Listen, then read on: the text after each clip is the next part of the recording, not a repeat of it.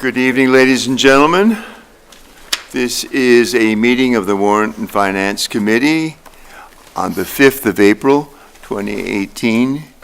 This is our first meeting of just our committee and going through the various departments of the town in preparation for our decisions on the budget for 2018-2019.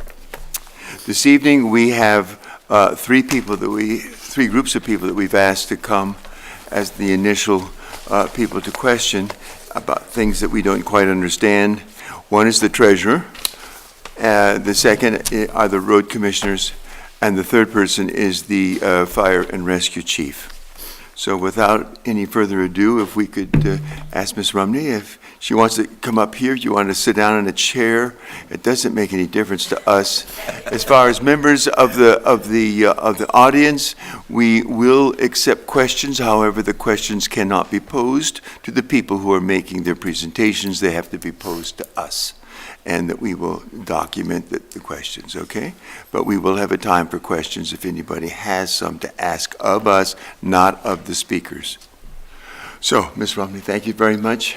Yeah. We appreciate your coming. We appreciate the help of the large amount of data which you poured into our computers last night. I will go ahead and just ask a couple questions if I could while everyone else is getting started. And going through some of these things, I just had some questions. We had one thing in the road reserve history paper that you gave us. Yes. It was just curious to me that District 1 surface and reconstruction in 2017, this past year, the budget was for $90,000, and the expenses were exactly $90,000. Imagine that. Isn't that a bit, statistically, how often should you expect to have your budget totally and completely to the penny the same as your allocation of money? It's hard to do, but if you work hard enough, you can.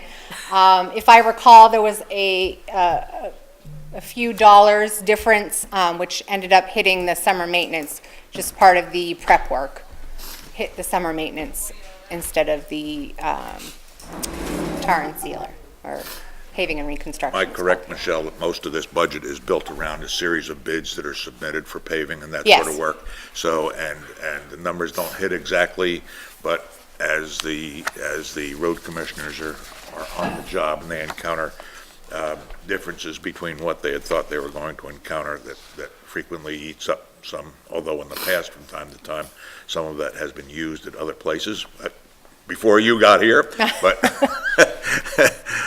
Well, I certainly understand that, except from a statistical point of view, I found it hard to believe that the expenses were exactly to the penny the same as what had been budgeted.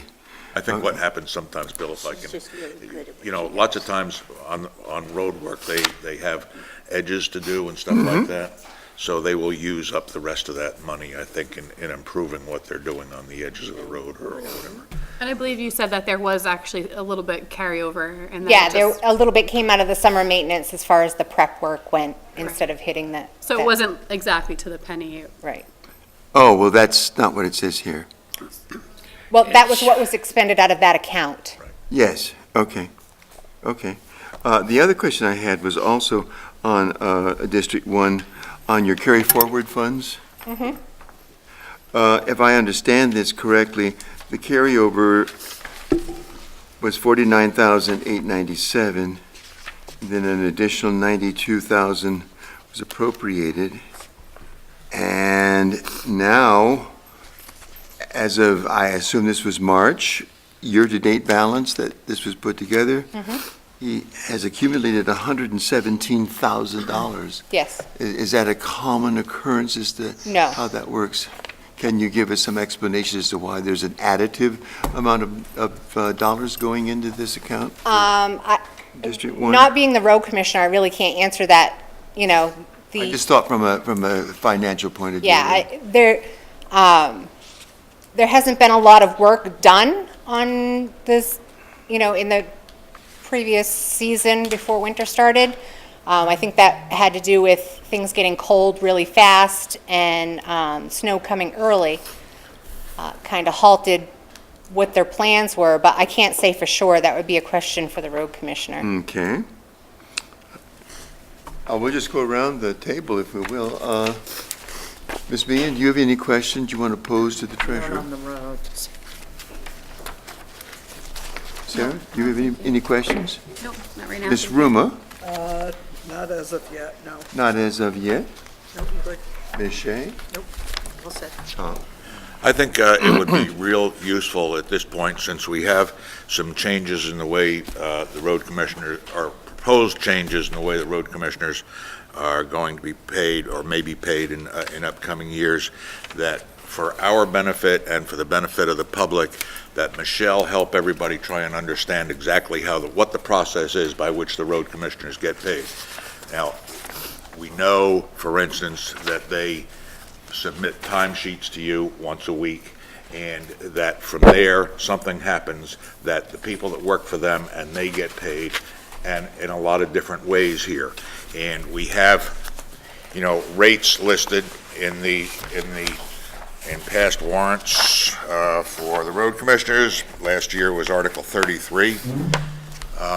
So if you try and reconcile last year's Article 33 with how they should get paid, there's a lot of opportunity for discrepancy here. For instance, does a road commissioner, if he's operating as an operator as opposed to a road commissioner, does he get paid operator rates, or does he get paid road commissioner rates?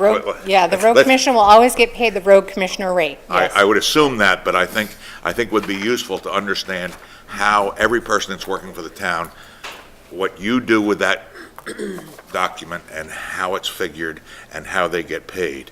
In the end, I think everybody needs to understand, for instance, how David and Scott, how much they actually get as road commissioner wages versus reimbursement for equipment use, whether they're getting paid for maintenance time on the equipment, whether they're getting reimbursed for time they spend administering, because setting up a road project, I'm sure, involves a lot of planning before it begins. I know it involves a lot of planning before it begins. So there are a lot of things going on there, and we don't know how much you're seeing on those sheets, how much the guys are reporting to you, and how you're figuring things from there. So I know this drop. Right, and I have included, I just took 2 random copies of their payrolls and of their time. payrolls, and it includes timesheets. Okay. And it I think that would breaks be down, there's a spreadsheet on the front that breaks down the rates. Oh, yeah, okay, good. Were those typical of the sheets that you get for reimbursement Yes, for the roads, yes. for the roads? Yes. Okay. And Could so you- the road commissioners typically, as I've seen it in the past 8 years, they haven't charged a lot for their admin time, if ever. It's usually time that they're actually out working on a job that they're charging, that they've been charging for. And I think that was what started the whole stipend, their request for a stipend. And the selectmen have, encouraged them to bill for that hour time or 2 hours time, or whatever it is, when they're answering phone calls or having to attend a meeting or having to set up the equipment for their guys to use for the day. So whether they move that forward or not is up to them, whether they charge for those hours. However, the selectmen did take the stipend out of the warrant that's going forward. Or propose it in the warrant that we're moving forward on. Okay, so if David, for instance, is operating an excavator during the course of a day, he has a certain amount of hours on the excavator, he gets reimbursed for the excavator, and he gets reimbursed road commissioner rates while that's going on, and he bills for that. But in terms of preparing or putting that work together, he's actually not doing that? Is that what you're saying at this point? Both of them have not been accounting for that time. They've basically been giving that as a freebie to the town. But I think that might change now. Okay. Which they have said several times in the past that they do not bill for their work. Right. Did you have any? Do we have, okay, I guess you probably answered this question. If you were to estimate for instance, now, how much time road commissioners bill for other than actual time supervising a crew and actually getting work? Do you have any idea what they may have billed in the past? For administrative processes or? Really, I haven't seen any administrative, I mean, it's basically when their guys are out and they're out at the same time. I mean, there's not an extra hour on for the road commissioners for the, the morning setup or anything like that. They've strictly billed for the time that they're working. And how about days when they have crews out, but they're not actually involved in the work themselves? Then They're not billing the they're not time. issued any payment. They're not issued now, okay, that's what that's what I thought, but I just think it needs to be on the Unless their record, but equipment's being used, and then everybody their understand. equipment is being Right, reimbursed. then their but equipment yeah. is being reimbursed, Right. right? And equipment repair time, I'm sure with some of the winter storms, there's been some I'm sorry? equipment repair time to keep equipment on the road. No, they don't bill for that. They don't bill for that.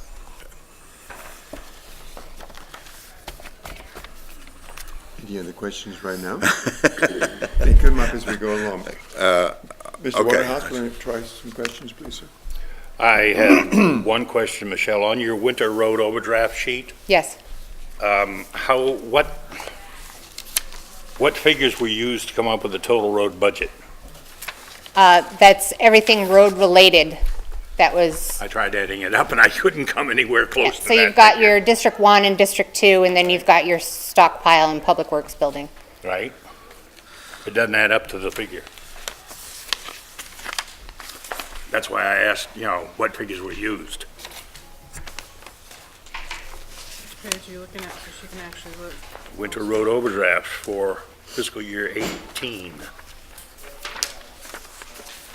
It's I a should have single sheet. separated my packet out into easy piles like yours. Mine's not separated. I just put it together the way it came off Is the this- printer. Is it the one that you're looking for, is the 90? It's right there. Yeah, so the 90 something. Michelle, would you like to look at mine? What's that? Would you like mine? No, I'll See find where it. he's It's at? here.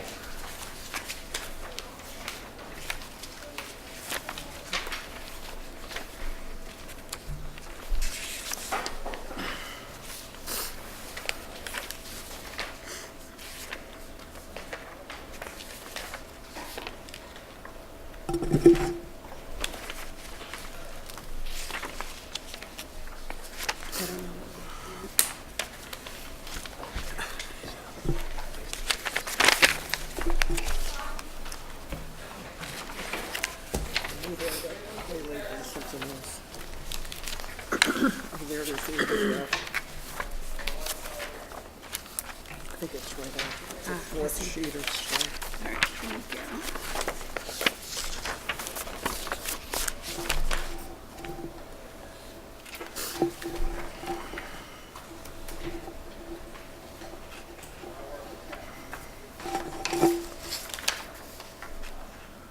Here, huh? Grab my pencil. Okay.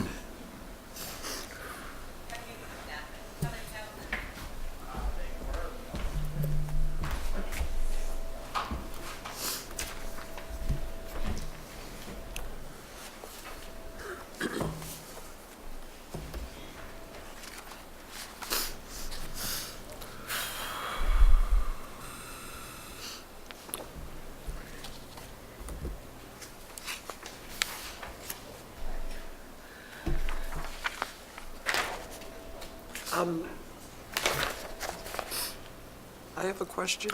Yes, ma'am. Under the overdraft, the fourth item is Public Works Building. And is that for utilities or? The Public Works building is one for utilities, and it's also where we store the money that we pay for edges and so forth that are allowed in that, in the warrant wage article there. So the majority of that money coming out of there this year, other than electricity, which is really not much, is edges. Okay. So I have re-added my figures, and I come up with the same amount, Roland. I'm just asking what. Okay, All right. I just wanted to make, I mean, we're all human, so I could have made that What figures mistake. are you adding? So I'm adding The District 1 plow and sand, $84,183. And then one for District 2. And one for District 2. And The 130 $92,917 for road maintenance, Where'd that come from? Yeah. part of the road budget. Where is that? It's not on there. Not on this page. We don't. Let me show you. No, but there's, That's probably why. yeah, there's no overdraft there, so it's not, we never okay. worry about the summer parts, it's not on my list. What was no. that figure again, Michelle? Okay, the summer road is 92,917, so it's, the allowed overdraft is based on the whole road budget. Because the overdraft is not just limited to winter, Okay. That answered my question. okay? But winter is But with the- typically you know, where we see with it the- happen unless there's a catastrophe during the year. Understand. The only reason that I question it is because when I add up the road, District 1, District 2, sand, salt, Public Works building, it doesn't come to Right. $669,000. You have to add in the summer and the figure? paving and all that too. Understand. Thank you Okay. very much. No problem. Let me see. Do I Ms. have Bishop? anything else? I'm fine. Go back again. Ms. Bean? No, for the roads, nothing right yet. Well, for any, No, this any is any, treasury, This is this anything is you wanna treasurer ask her. questions. any Oh, all treasury. right, anything in regards to Treasury. treasury. I do have a question in regards to the longevity employment benefits. Absolutely. What is that? So let's see here. Account 102-50260, that's the one you're talking about? Yes. So we have in there a few different things. We have the town's contribution to Maine retirement. We have vacation buyout. So depending on how many years you've worked for the town, there are different intervals. The town will allow for a vacation buyout of up to a certain amount of weeks. So if you've earned, I'll use myself as an example, I earn roughly, I mean, we don't earn by weeks, we earn by the actual amount of time worked, but I earn about 4 weeks vacation a year. In a perfect world, I'd be able to take 4 weeks This is all vacation. yours. This is mine. But because Somehow I we've got 2 copies. kept ourselves so minimally staffed, it's not always feasible that I can take 4 weeks vacation. So that isn't a benefit to me to earn 4 weeks vacation if I can never take it all. So as an incentive, the Board of Selectmen said, well, how about we allow you to cash up a certain amount?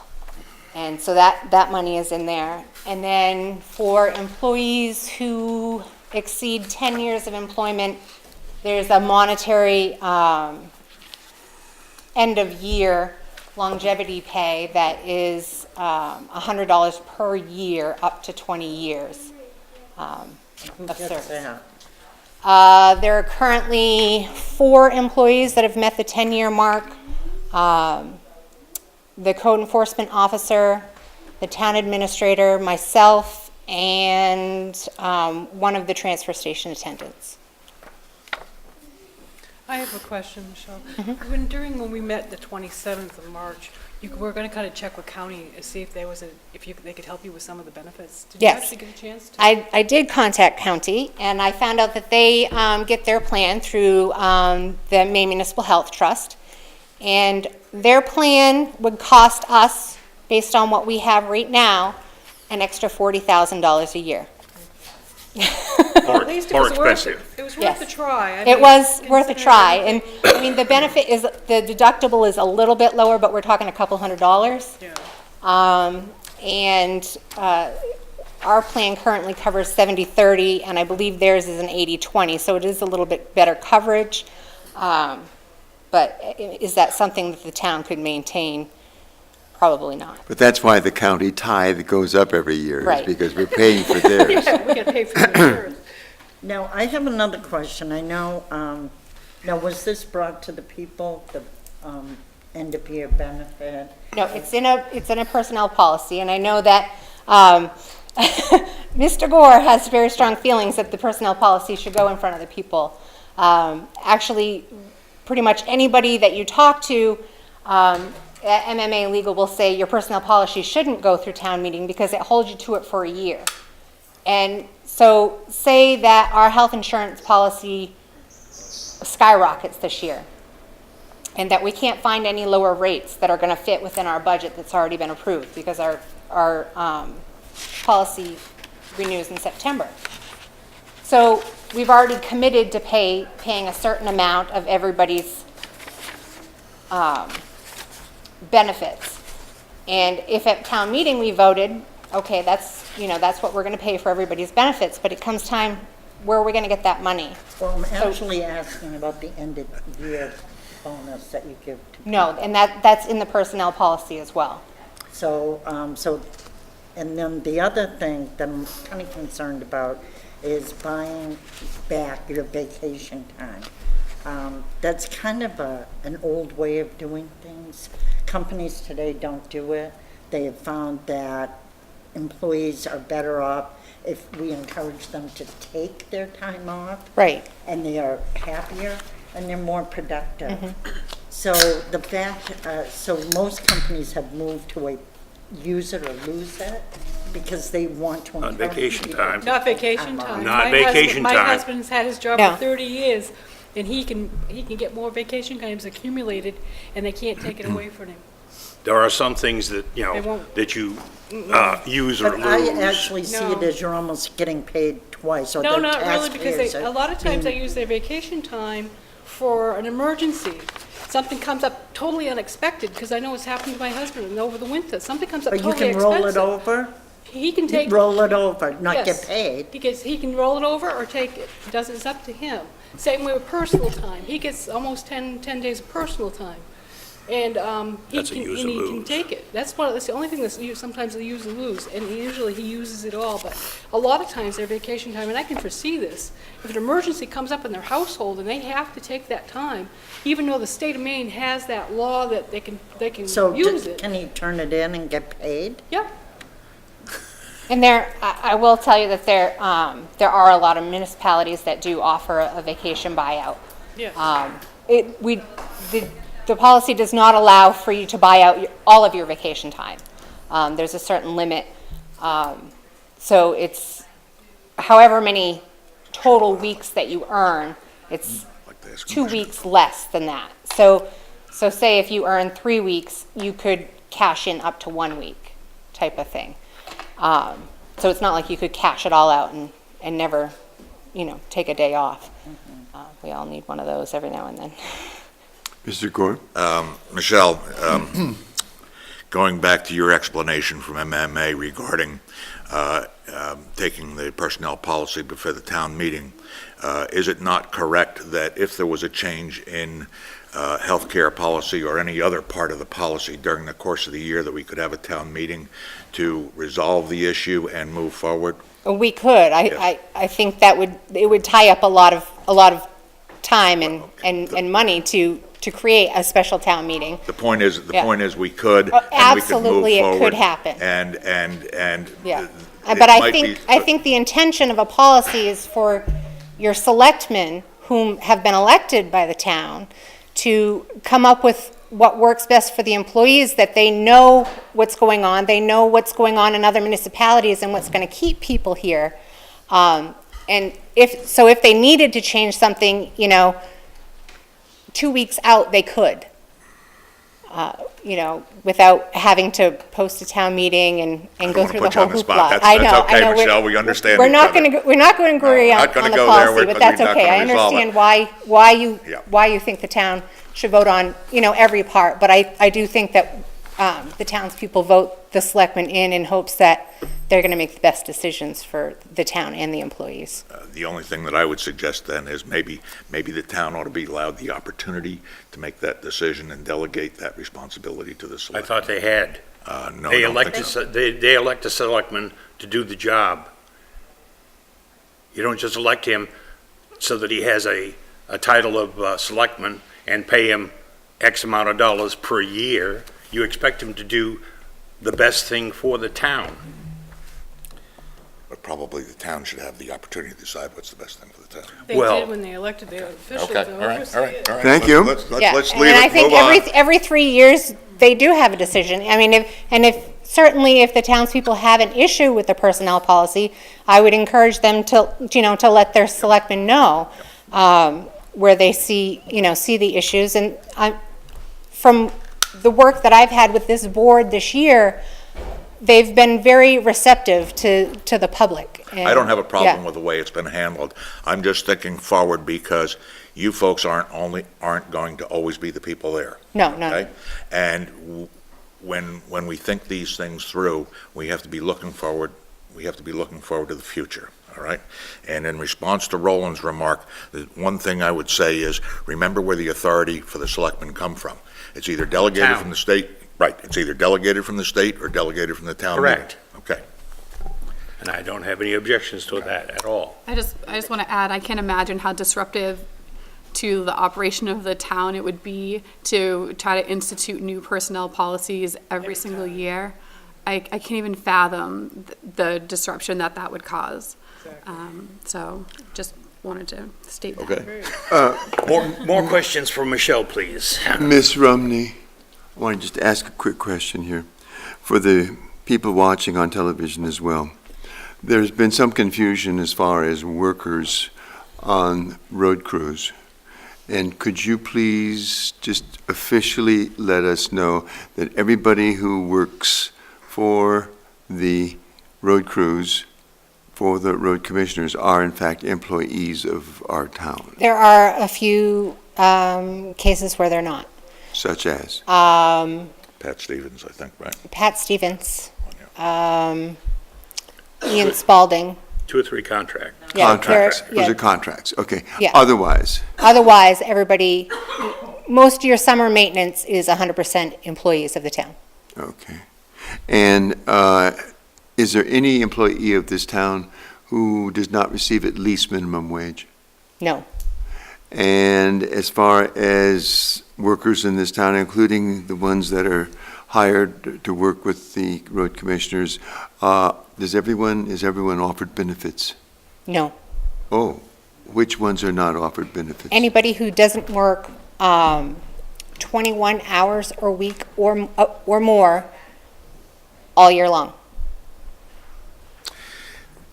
I heard, somebody told me the other night, and I think, I'm not sure who it was, that is a board policy and not the group underwriters policy, right? The group The underwriters, group 10 hours. underwriters policy requires a minimum of 10 hours That's a That right. week. was me the other night that told Okay, you that. that's what I was thinking, but I wasn't going to put words in your mouth. Thank you. And that's why I asked you the question, because I want to get it clarified.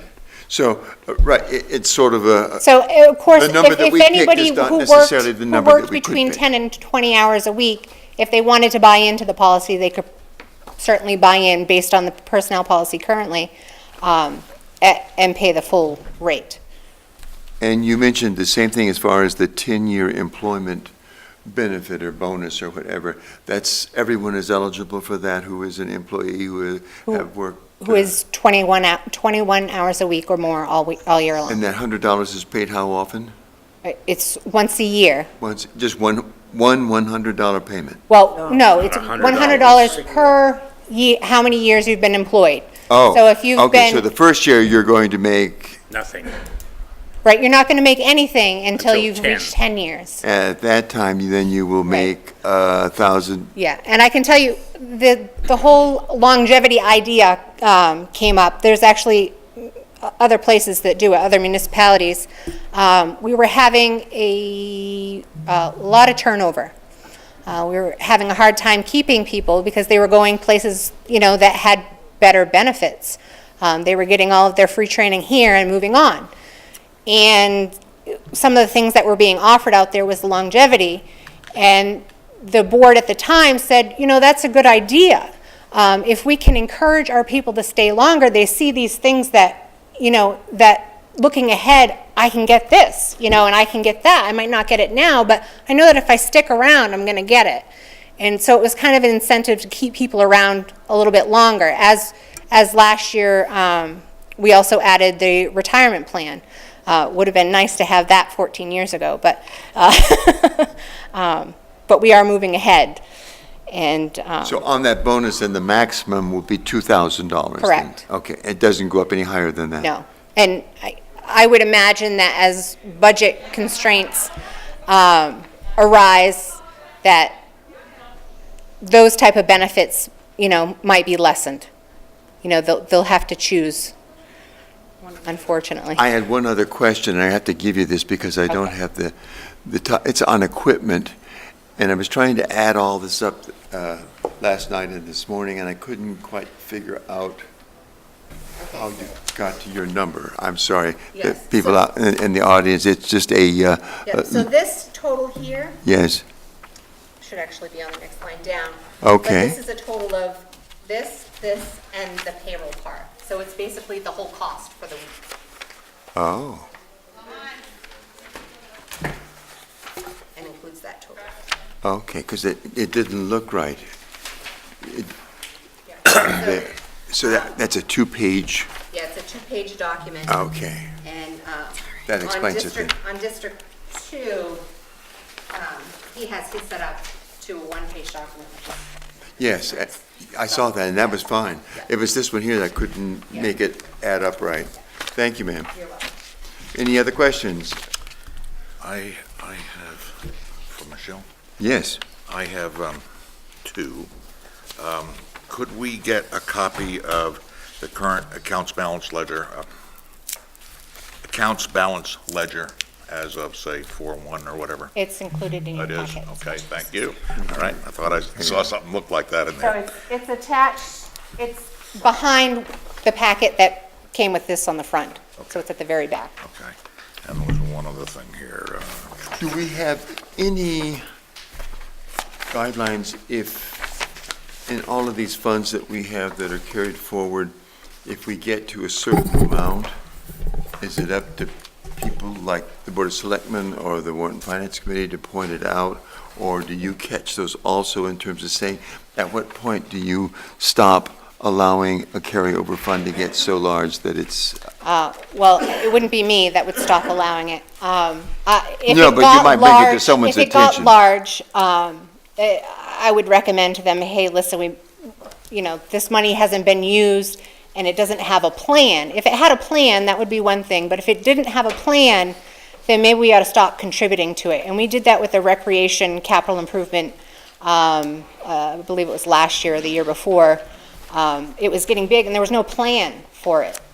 We were rolling over their money every year, and without a plan, it seemed foolish. well, again, I bring up the fact, in District 1, for repair and maintenance, the beginning balance was almost $50,000, and then an additional $92,000 appropriation, and bringing it up to this last month now has $117,000 in it, and I haven't seen any projects or plans as far as.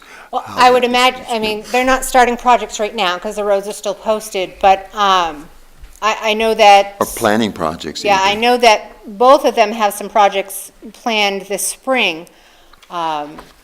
That would be using up what they have in I don't know, present fiscal. personally, I don't know that it would use up that 117,000 or whatever it is. But at least it would use up some of it. Yes, Yeah, yes, so okay. that number will definitely go down come June 30th, June but that's 30th. where it is today. Okay, that's fine, thank you. I have Go ahead, another Tom. one. Yes, Michelle, on your list of carried accounts and reserve accounts, and I'm looking at Article 69 from last year, but I think it would be very helpful for this committee, and we did ask the selectmen to do this, and they were not forthcoming, to describe for us, summarize what each of these accounts are for and how they're administered to the best of your ability on such short notice. Okay. All right?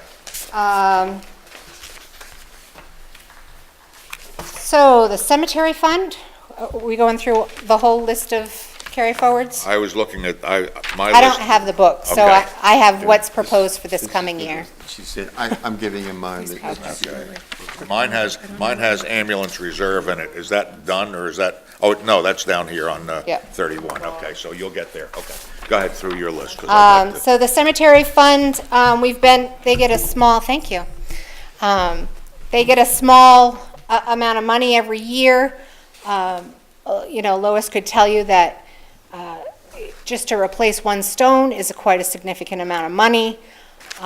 They've been using the money to basically mark the veteran's grave, and this year they've the committee has done a lot of work on the graves, cemeteries out there.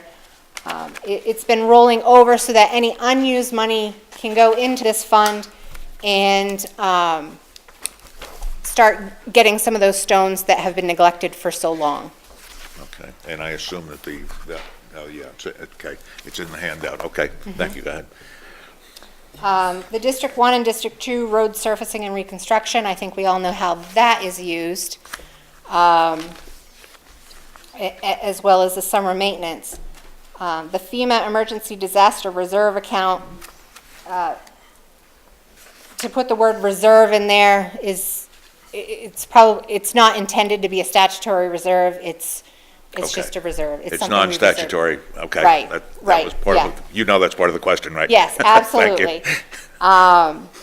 And that would be used, as the article says, in the town warrant, if we have a declared emergency, that the governor declares an emergency in the state, and it would allow the road commissioners, fire department, EMA, whoever needs, some funding, would allow them to use those funds. We replenish those at the discretion of the selectmen and as I understand it, we replenish up to the amount spent during the declared emergency. Correct. So if a big event occurs at one point in time, it doesn't wipe out an account. Right. Wasn't it the last time the big event we used was the Patriot Storm back in 2012? Well, we've had a few in the past 8 Had a years. couple. We've actually had one this past year, the big windstorm. I'm actually meeting with FEMA on the 26th, and we will be getting money back. What does that pertain to, if you don't mind me asking? Debris removal, mostly in the town of Acton. We did have some small damages down to the rec field. Most of them, Mr. Whitman has taken care of himself. The bleachers, one set of bleachers did get scrunched. And based on the prices that I'm seeing out there, I mean, that could be anywhere around $2,000 or $3,000. Of course, insurance will cover it, but they have a $1,000 deductible, and FEMA would cover that $1,000 that the insurance company wouldn't, which is nice. Sorry, I was just wondering how often we'd actually used it in the past. I know we had the, like I said, 2012 was the Yeah. biggest that I know of. Yeah, I think, I want to say this is the third storm since 2010 that we've got reimbursement for. Thank you. Forestry and Conservation Committee, they have a $250 budget every year. Sometimes it gets used and sometimes it doesn't, based on memberships that come due. And they've just been carrying that over. There's not a lot of money in there, but it does help them make some copies or do some administrative work here and there. Gravel Processing Fund, that's one that's been kept on the books for a while. I think it's got a minimal balance in it now. We really haven't used it maybe 1 year in the past 8. Is it beneficial to keep that money there? I can't say as though it is, in my opinion, but I think that would be best answered by the road commissioners. Correct. Yeah. And that's what I was going to go to, if we could interrupt this for just a second and see how they. No, Okay, I'm sorry. Treasury first. He's Okay. after. Treasury first. Okay. LRAP funds, we used to have a road capital improvement fund, which was created through LRAP funds, and it's just, LRAP is Local Road Assistance Program. It used to be Europe, and those are money that come from the state and that are restricted for use. Really, do they need to be on here? They don't. But for transparency, to know what we have, we've just kept them there. Can you give us an example why it would be restricted? For instance, restricted for use, you said, why? It's restricted for use, so it has to be used on a project that is going to, David, is It's a state government. 10 years. So it would be like a reconstruction. Some things that are allowed in it are culverts. I just wanted to. Yeah, paving as a secondary. Thank you. If I can just enlarge on that a little bit.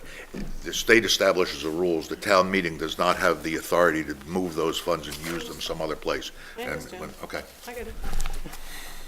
And then the second bout here that we're, showing the town that we'd like to carry forward, but we don't see any needed use for the upcoming year, is the ambulance reserve fund, the capital improvement fund, the dams capital improvement fund, the forestry reserve fund. The forestry reserve fund is actually at zero because we bought Goat Hill, but we do have a warrant article in our warrant to appropriate money to the forestry committee for a management plan, and any unused funds would go into this, and any revenue, if they had a harvest, would go into this based on the article. We'll discuss that at another time. That's a separate argument.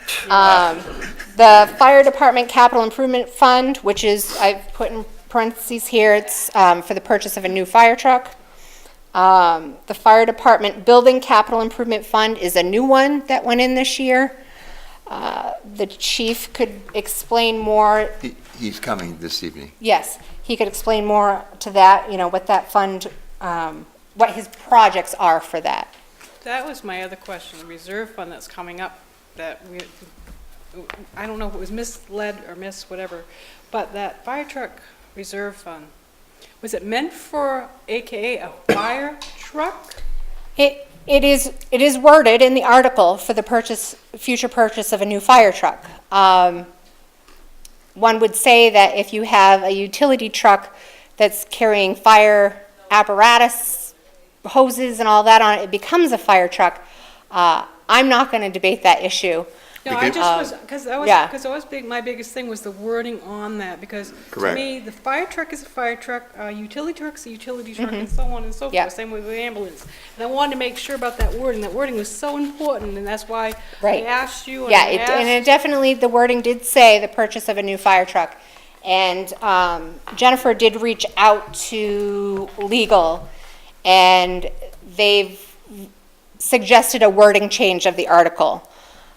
So that it's not simply a utility truck, and that's not what the chief's intentions are for simply a utility I truck. believe it's a fire utility truck Yeah, so his, versus a not only fire hauling, hook and but ladder his, versus a yeah. fire pumper I know truck. what he's looking for. and a but I forestry, wanted- and doubling as a forestry vehicle later on down the road.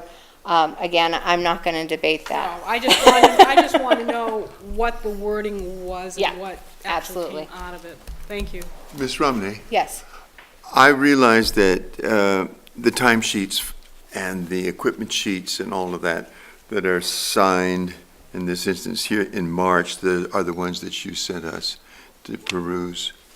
And they were all signed by the same select person. Was that just the fact that that person was on for the week? yes. Okay. Yeah, And the usually next- if all three of them there are signing the warrant for the week, they'll all initial each. Well, this just had one set of initials. Oh, they must have just neglected to initial them, but we always have at least two signatures on the warrant. No, there's so- only one on all of these that you sent us. Those are timesheets, The timesheets, Oh, yeah, Yeah. the timesheets and the equipment right? descriptions. yeah, typically I don't think that the selectmen will initial the time sheets because they would initial the front page. Yep. Yeah, so Kim has done that, but Yep. My question, usually the front page that they'll I don't think, initial. you didn't send us any front pages, did you? no, I didn't see any front pages.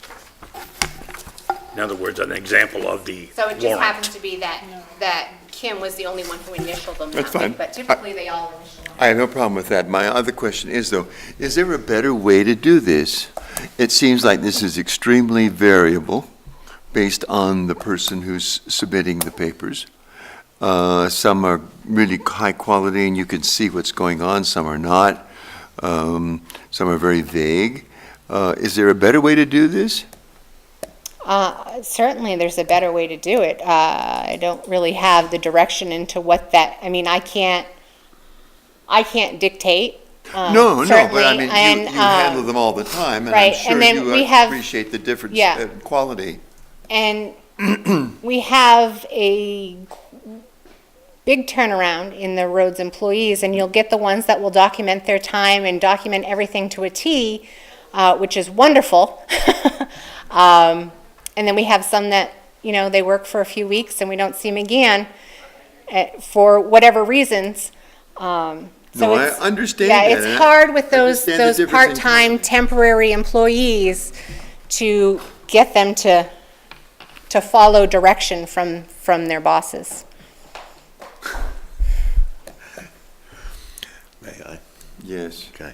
Ambulance Reserve Fund, what is the status of that transfer? And why, are we still carrying it? Are we still collecting money? We are still collecting some money. We are still We collecting? are still collecting some service payments that are still being collected, 2 or 3 years old? With the Yeah. Oh, yeah? Okay, Yeah. all right. Yeah. So that's where that money is going now? Yes, it's going Okay. into that fund. And we're not appropriating from it, we're just, yeah. Right. All right. And then Recreation Capital Improvement Fund, that was one that I mentioned earlier. We're not adding anything to it this year. We didn't add anything to it last year. Until there's a plan on that money, I don't think it's Stays at 39.9? right. Okay. And then, of course, our non-fiduciary funds, all through donations are on here. This is just more for awareness for the townspeople that those accounts exist. Encouragement that if somebody absolutely needs it, they should reach out to the town. If somebody can, they should donate to the town, either by rounding up or writing out a check. There's several people that contribute to these funds. There are a lot of low-income families in the town. Unfortunately, those general assistance guidelines restrict who we can give funding to from our town appropriation. This is one way where you can help your neighbor, either through Neighbors Helping Neighbors. They might need some groceries one week. They might need, fuel to get by until their paycheck comes in, which might mean sending them over to Boonies for 5 or 10 gallons of off-road diesel or something. And then, of course, we have, Question on that, if yeah. I might. Is there any reason why that particular fund could not be listed as a recipient in our donation fund? well, The reason I ask is I I'm not understand. sure legally. We'd be raising money to give, To people based on criteria Right. that were set by the Board of Selectmen. Yeah. As to who's going to get it, how Yeah. often they can get it, and what they can give it for. Because we've already been told that according to the state statutes, they have a very high ceiling in terms of. well, yeah, you have to meet the guidelines, and you can't, To yeah. get the overseer of the poor to come in and help you. Mm-hmm. You have to be fairly well off, actually. So my next question is, okay, so this is going to be an intermediate thing for people. Right. Okay, and as I said, as things get worse, I would hope that we'd be able to perhaps increase that and give it more zip so that we could, based on criteria set up by the Board of Selectmen and the town administrator, be even more helpful for some people who are really in trouble. yeah, and I think that's a great idea. The fund has, we've seen a lot of money come in. We saw a lot of money go out this year, without looking at, let's see. I didn't have the monies, the actual. Right now, we've got $3,000 in that Neighbor Right. Helping Neighbors account. 3,098, yeah. And that's after our big winter expenses, fuel, I believe that we've helped you've used with fuel for probably 5 or 6 people this year. We've helped with some groceries, some Christmas, Thanksgiving baskets.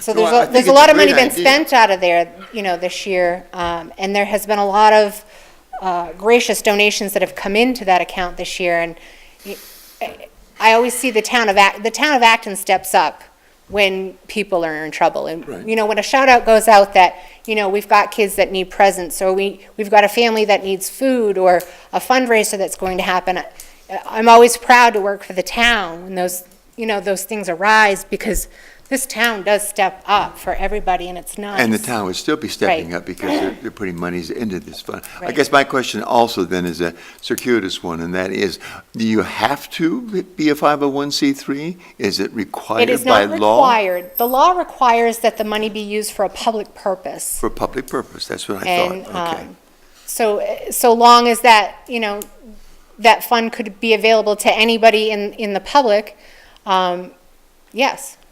Well, anyway, I just hope the Board of Selectmen will sit back and think about that, because it is a middle point between total abject poverty and what the state will kick in once they hit a set of criteria. And I don't know whether we have written guidelines for the Neighbor Helping Neighbors. I'm sure they could be adapted quickly enough and approved by the Board of Selectmen. Absolutely. So anyway, thank you. Any other questions of Ms. Rumney? I say, we got about 10 more minutes to ask your questions. Right, you got 10 minutes left. I wanted to point out in those packets, in the package that had the carry forward funds on the top, there's the updated budget for the rec department, based on our last meeting, when they decided not to flatline it, not to decrease it, but to flatline it for last year. There's an update on the fire department budget as to what the Board of Selectmen have agreed to put forward. There is also updates in that road reserve packet on the District 1 and 2 budget, excluding the stipend. And there's also an updated quote in there for the transfer station paving. We had just kind of sketched in the number at the meeting, but there's an actual quote in that packet. Any other questions or comments? Thank you, Michelle. You're Great welcome. job. Thank you so much for No coming in. problem. You helped us out a great deal. We appreciate it. Mr. Chairman, as you know, I have another meeting that I am You're going already to late dance, you're for. going to dance out of here, are you? I'm going Okay. to apologize, but Okay. excuse me all.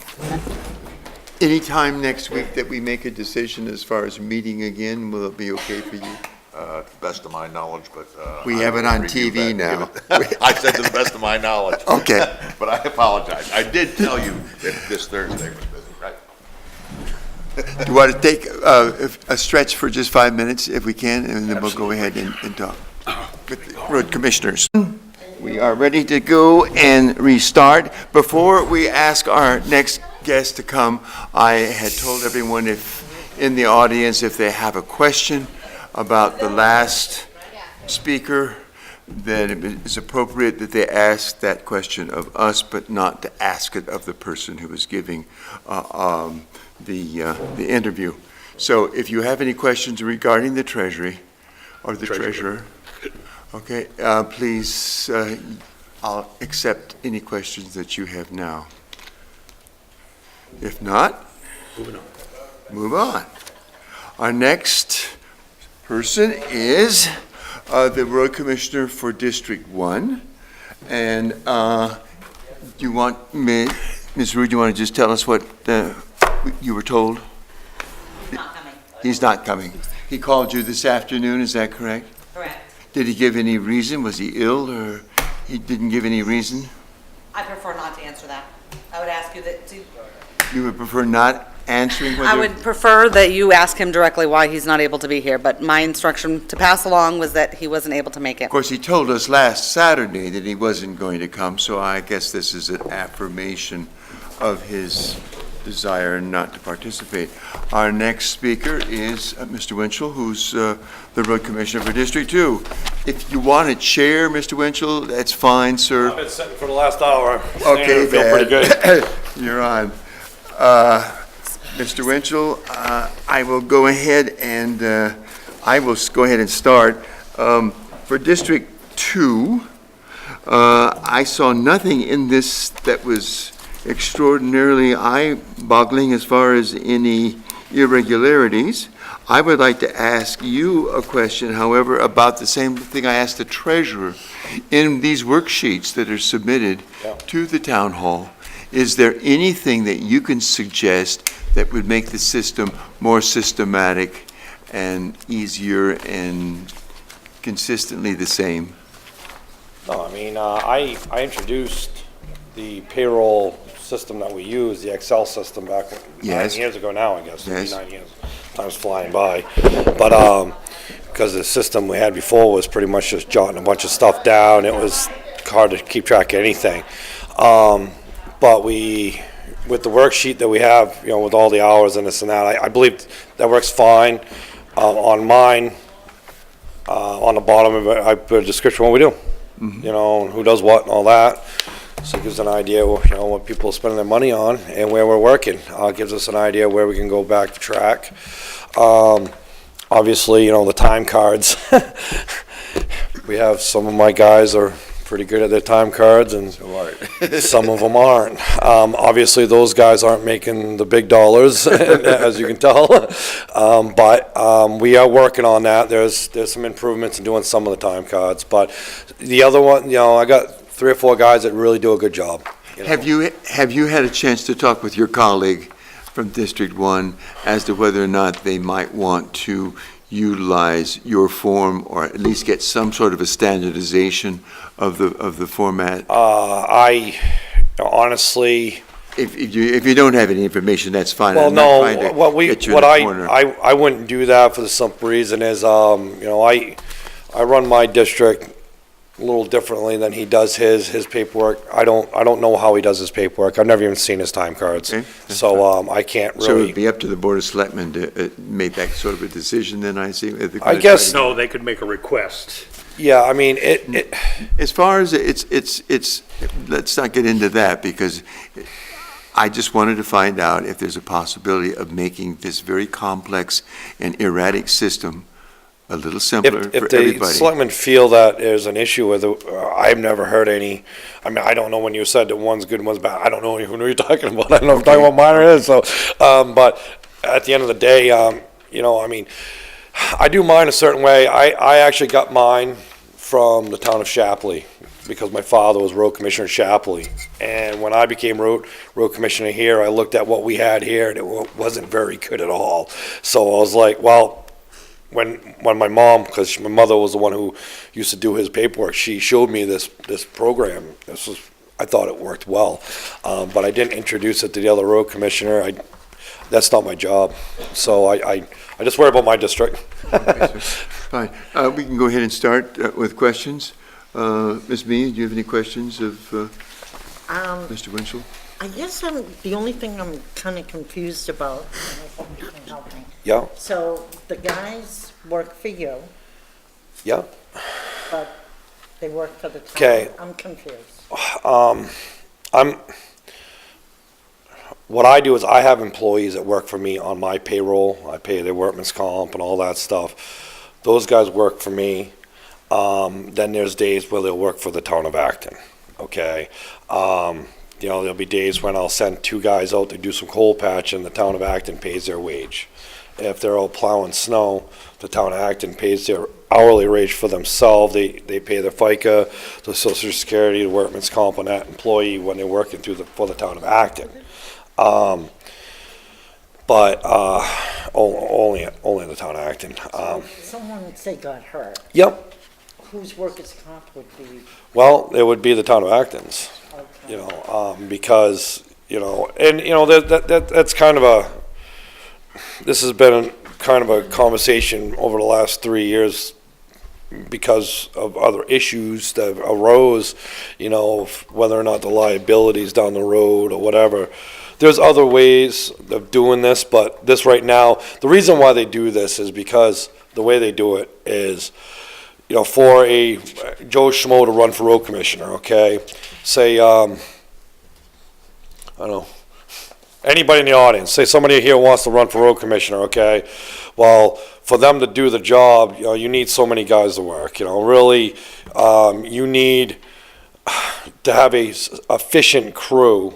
You need an operator, which usually operator and supervisor will usually work, that's usually the same position.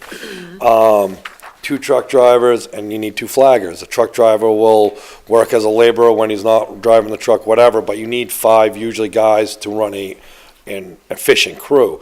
The problem is, if you're Joe Schmo and, you don't have DW excavation where you've already got full-time employees, these guys have to hire people on.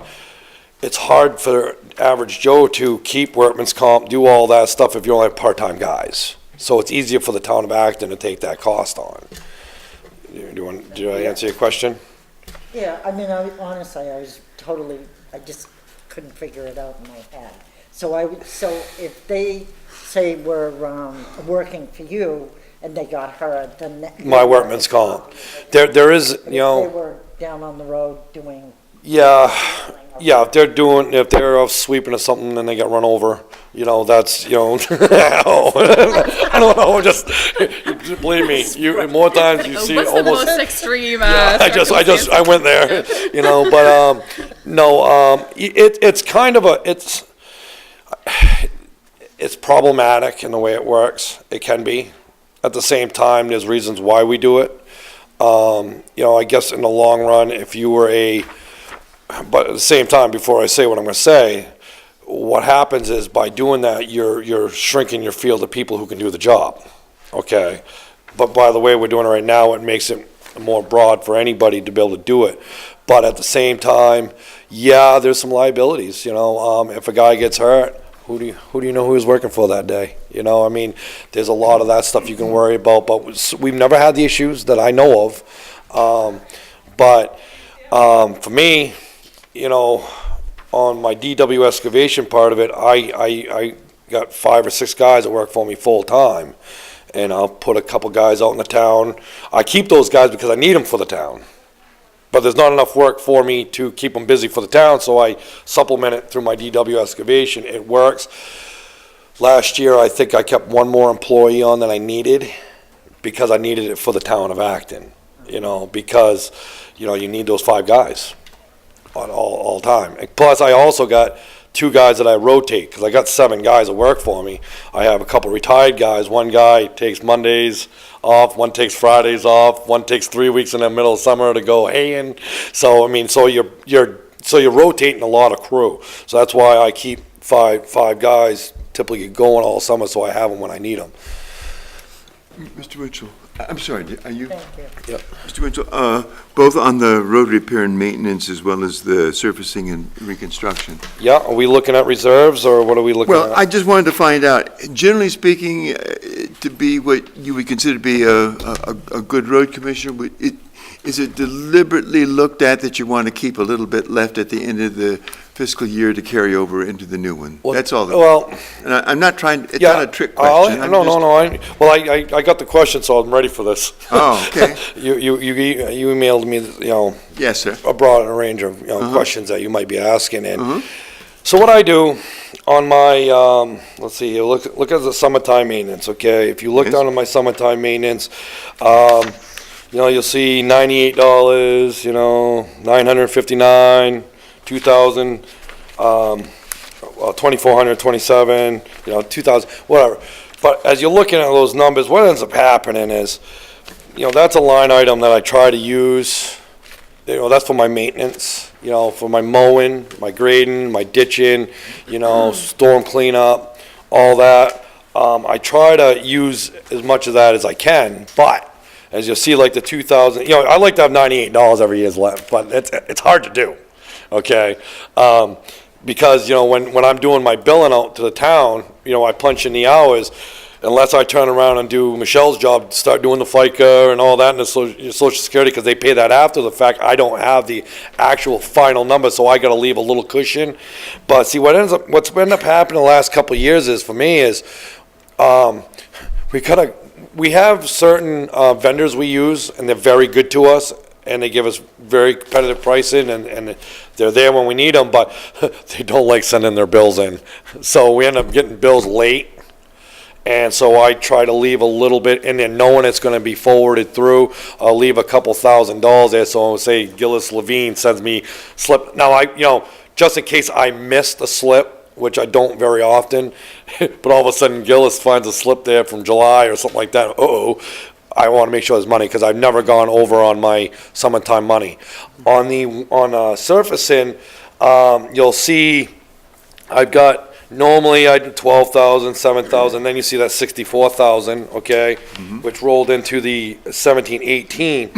And what ended up happening was, that one year, well, it's a little confusing because you got the 16 and the 17, and we're right now still in the 17, 18, okay?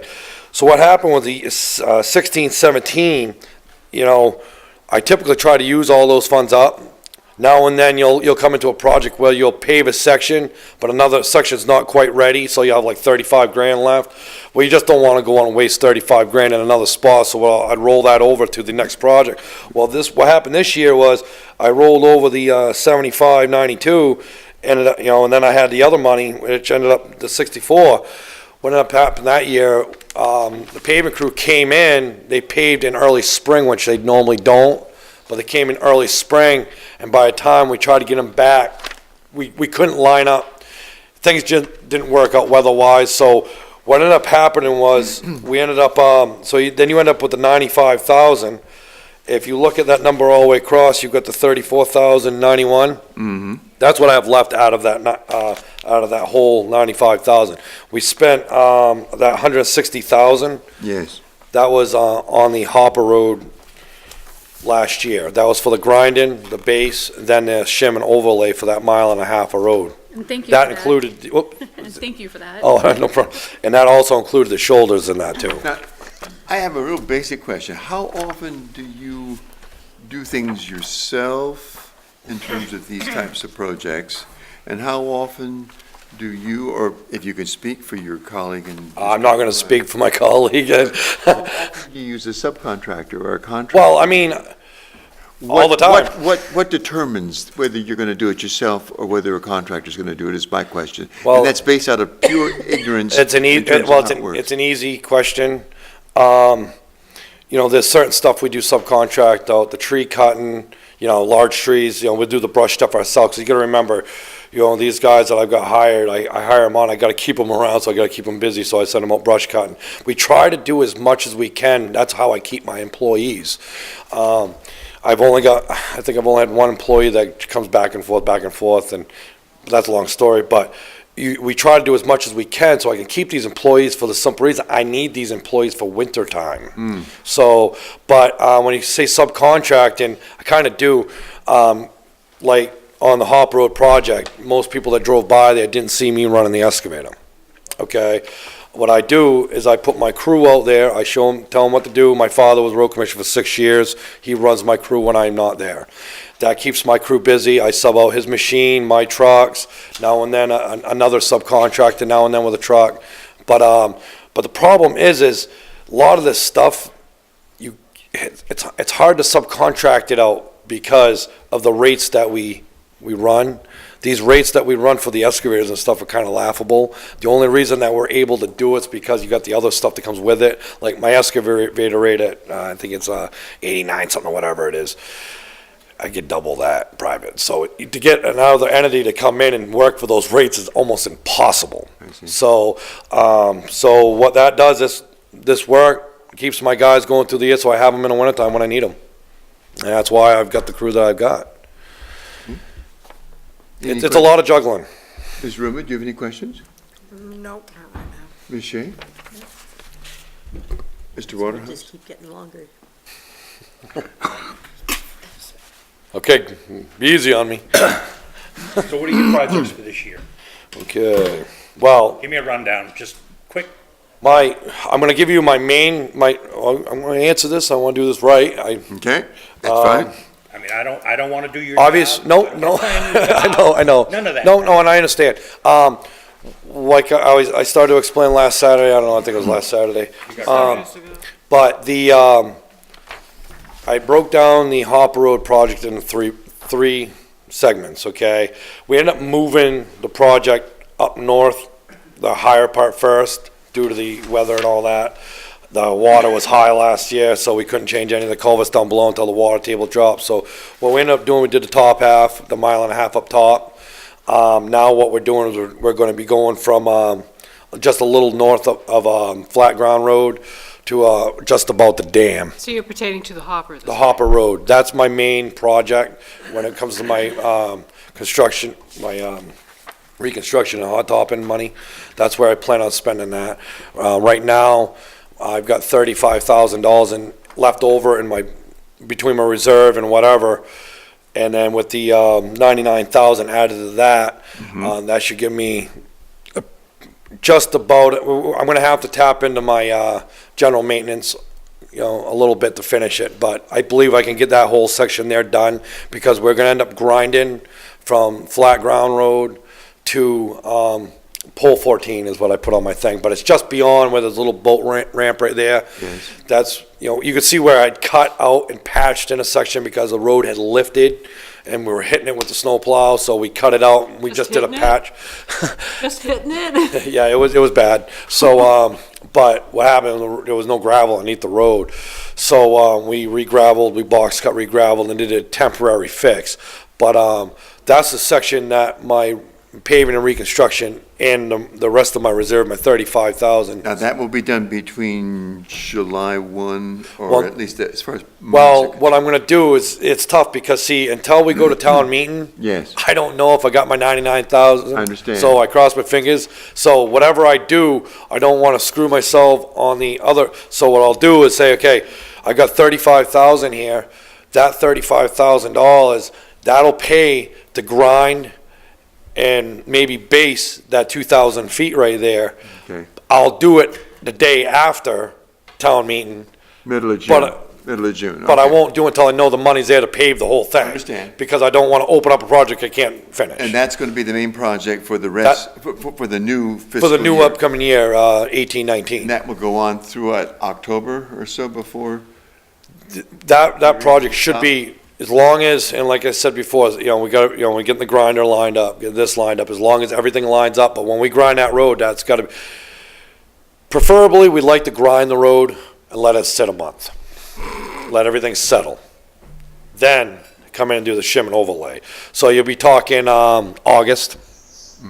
August, September, roughly, it's probably when you get your final project, your final paving, and then you got your shoulders and everything else. I wasn't laughing at you. I'm just saying you prefer a month, and I'm like, I know how that road travels, more power to you. Yeah. Now, would this project last into the new calendar year for 2019? Will you still be doing part 3 of your? The part 3 would be from, where we started the new hot top by Heffron, I call it Heffron, I ain't got the pole number right in front of me, but from there to Sam Page Road. And Sam Page Road is one of the ones I'm gonna incorporate into that, because when we ground that back up 8 years ago, we ground and repaved that, we only based that road. So, as you can tell, the road's starting to crack and stuff, because that's only got a base coat on it. So, I like to incorporate that into the third year of that project. Oh, excuse me. So, So your efforts for this new fiscal year will be primarily all the various things of Hopper Road that you've just told us about?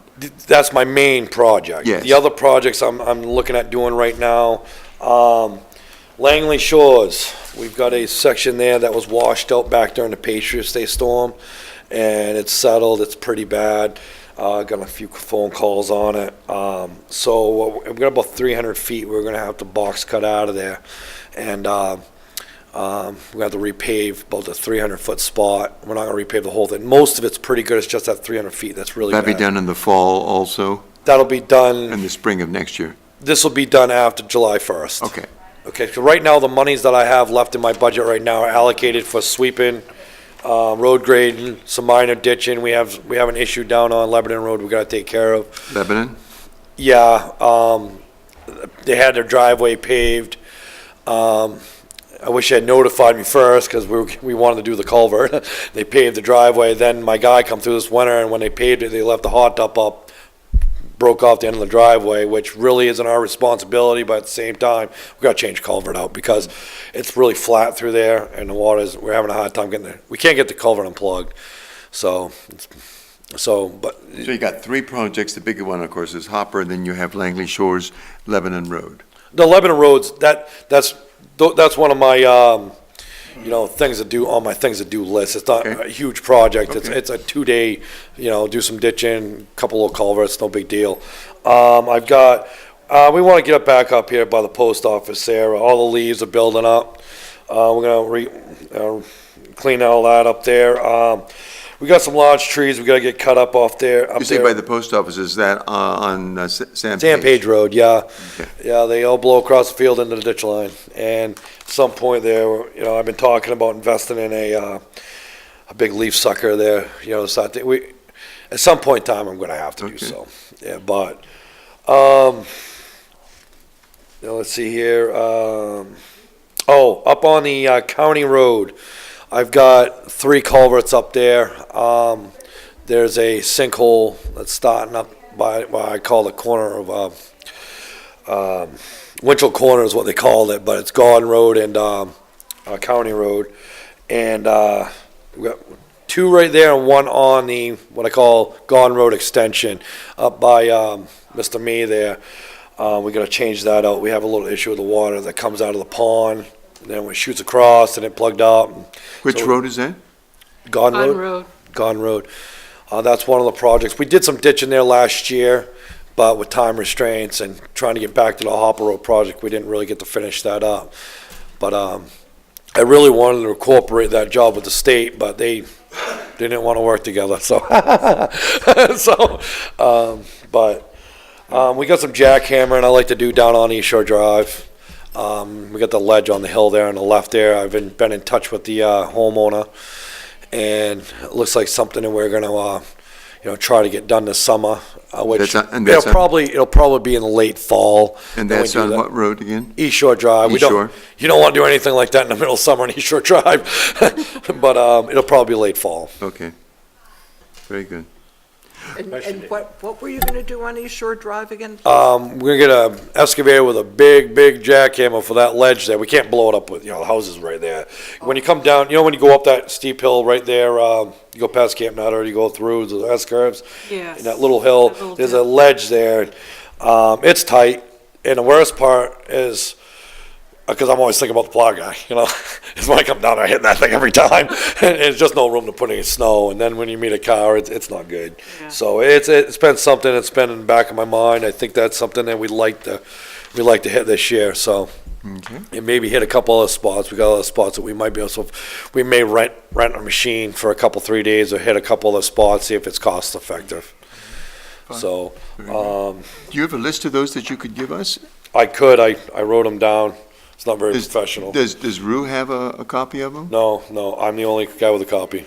If you leave them with her, perhaps she can go Yeah, ahead. I can have these typed up for you, so. it looks- Whatever is easier. I wasn't expecting to give them out, so if so, I would have typed them out. Let me ask a question of you, and that's about Flat Ground Road. Yeah, What do you plan to do, if anything, on Flat Ground Road at this stage of the game? I know it's been very controversial, and there's all sorts of people giving all sorts of opinions. well, at this point in time, obviously I gotta wait till town meeting, see what's going on. Okay. Obviously, if Flag Ground does get voted in, I guess we're talking to the end now. Unfortunately, the budgeting process didn't work out to my favor if this does pass. I think there should have been a little bit more foresight on when you write an article and you include up to $20,000 to be spent on it, but you didn't add any $20,000 anywhere else in my budget to when I've already got other projects lined up. So obviously, if it gets voted in on town meeting, town floor, I guess I can use the verbiage up to and do what I can to make it plowable, make it serviceable. But there really should have been an added article onto that article saying, money's to be given to whoever's doing the work, myself, okay, but to be added to the, warrant or something to compensate District 2 for doing the work. I've never seen anything before in my life where you've got an article that's put forward telling another department where to spend their money. That's the first time I've encountered that, but obviously if it does become a town way or whatever the town decides to do, then I am gonna have to make do with what I've got. So, I've got 2 questions down here. Okay. He has one. Mr. Waterhouse? Back to your second item that you were planning, Lakeshore Langley Shores. Langley Shores, yeah, yeah. Is that going to fall into the purview or the criteria for that, the warrant article? No, Langley Shores is a town road. Yes, I know it's a town road, but But- isn't Langley Shores where, what's his name lives? They want that $70,000 No, to it do was repairs? 150,000. No, let me explain. You know, I'll explain it to you. Langley Shores is town road from the intersection to the bottom of the hill, then Langley Shores Association goes from there on. Okay, I'm talking about the short section from the intersection of Buzzell Road, Langley Shores, where the Y is, to the bottom, just that small section in there. So there's two Langley Shores, theoretically. Confusing. So- My other question was going back to the flat ground road. If you found that you had to come back for a special town meeting, would that be in? to do that? No, Do you- Or no. would we have to at this point? If it passes, this is a big. There's nothing saying in the warrant that I gotta bring this road up to a certain spec. I gotta make this road serviceable. I can make the road serviceable. It's when, all you do is I guess I'm not gonna do this one, or something like that. I We'll, just we'll didn't we'll know- make it yeah. work.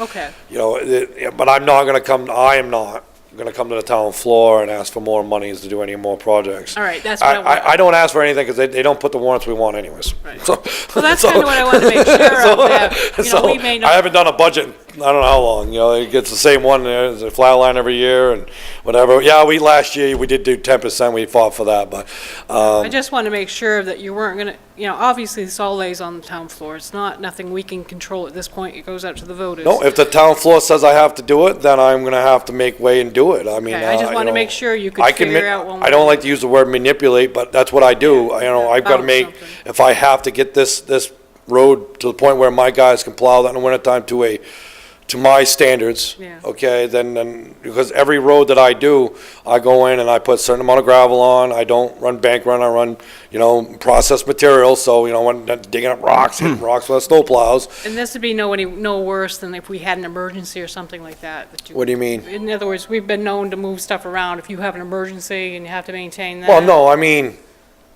the wintertime, we don't worry about wintertime. The wintertime, I don't like using, it is what it is, but that's what it is. I mean, it's hourly, it is what it is. So, we do have our overages, our overdraft, unfortunately this year.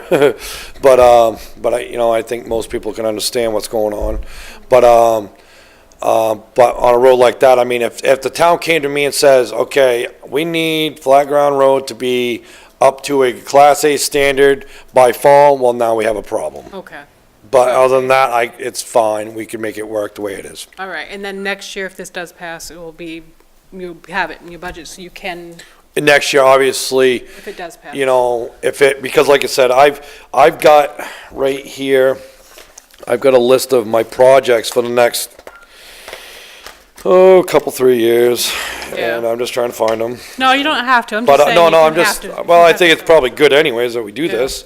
And, I just, here we go, at the bottom of the pile. It's like finishing the Hopper Road project. We've got New Bridge Road.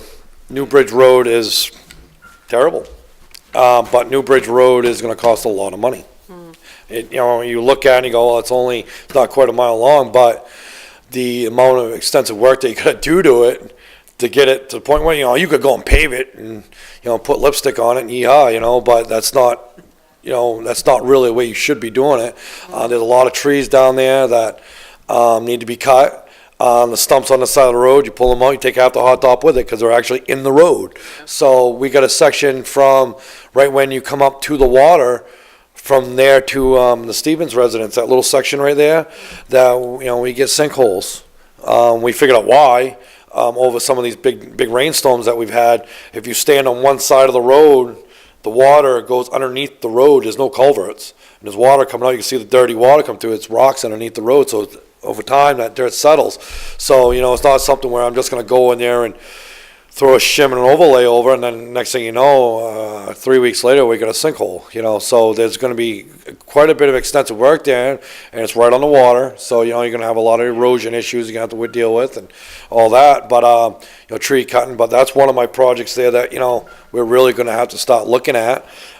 East Shore Drive, the entrance to East Shore Drive, it's terrible, you know, it's all out of shape. And that's one of those deals there where, you know, we're going to have to reconstruct at least a section of that, not a lot. But if you also drive up East Shore Drive, you'll notice the road kind of curves and it comes back. I want to straighten it out. It doesn't make any sense why it does what it does, but obviously when we get into points like that, there'll be some survey going on and this and that. We want to make sure when we're moving stuff that we're good. Yeah. Typically, when we do a project, what we'll do is we'll run offsets off the original because we're allowed to do that, and we'll go by that. But if we move anything, you know, we want to make sure it's surveyed so we got all our stuff correct. But you know, we've got between those two projects there, you know, Buzzell Road, the section of Buzzell Road, we'd already done the corner. That was really bad. So we got from the red schoolhouse to the corner. There's some big trees that gotta be taken out. That's the same idea. They're right on the road. You pull them out, hot tub comes with it. Now you're in a complete reconstruction mode. So, and the roads, you know, this and that. So, you know, those are three pretty good sized projects that I've already got lined up. And so obviously if we come to the point where we're gonna do something major, if it's just grading and doing whatever, you know, we'll manage. But if it's bringing a road up to a certain standard, then we might have to start looking at some numbers. Okay. I have a question that's different. What would you say if someone said, you know, of all of these things that you have available, the one thing that sort of sticks out is the gravel processing fund? Yep. It's sort of lying there moribund. If we removed that, would there be a big impact, negative or positive, in your life? It honestly, the gravel frank. processing account, when I started 9 years ago, we started using it. But it didn't really work out. It did to a certain aspect. Unfortunate part of it was the gravel processing account inflated itself to this huge number of years ago, because what they do is they process it at a reasonable cost, but then what we'd have to do is we'd end up having to buy it off ourselves. So what ended up happening was, if you process material, I figure on average $4 a yard to process material going through a screener, okay? So if you and you're not buying it, you own the material, so theoretically, at the end of the day, if you're getting, and the material down there at the time was 50-50, it was a lot of rock in it, so you're getting 50% tailings, 50% gravel, so, you know, theoretically, you know, $2, or you could charge $4, and if you charge $4 for each of them, you're still inflating it by twice as much as what you cost to make it. Okay, but so there was a large amount of money in that account, and there was a bunch of material. So we used a lot of that material, but when we ended up doing the town salt shed, we used all that material. And we processed, but we didn't buy it back off ourselves because it just didn't make a lot of sense.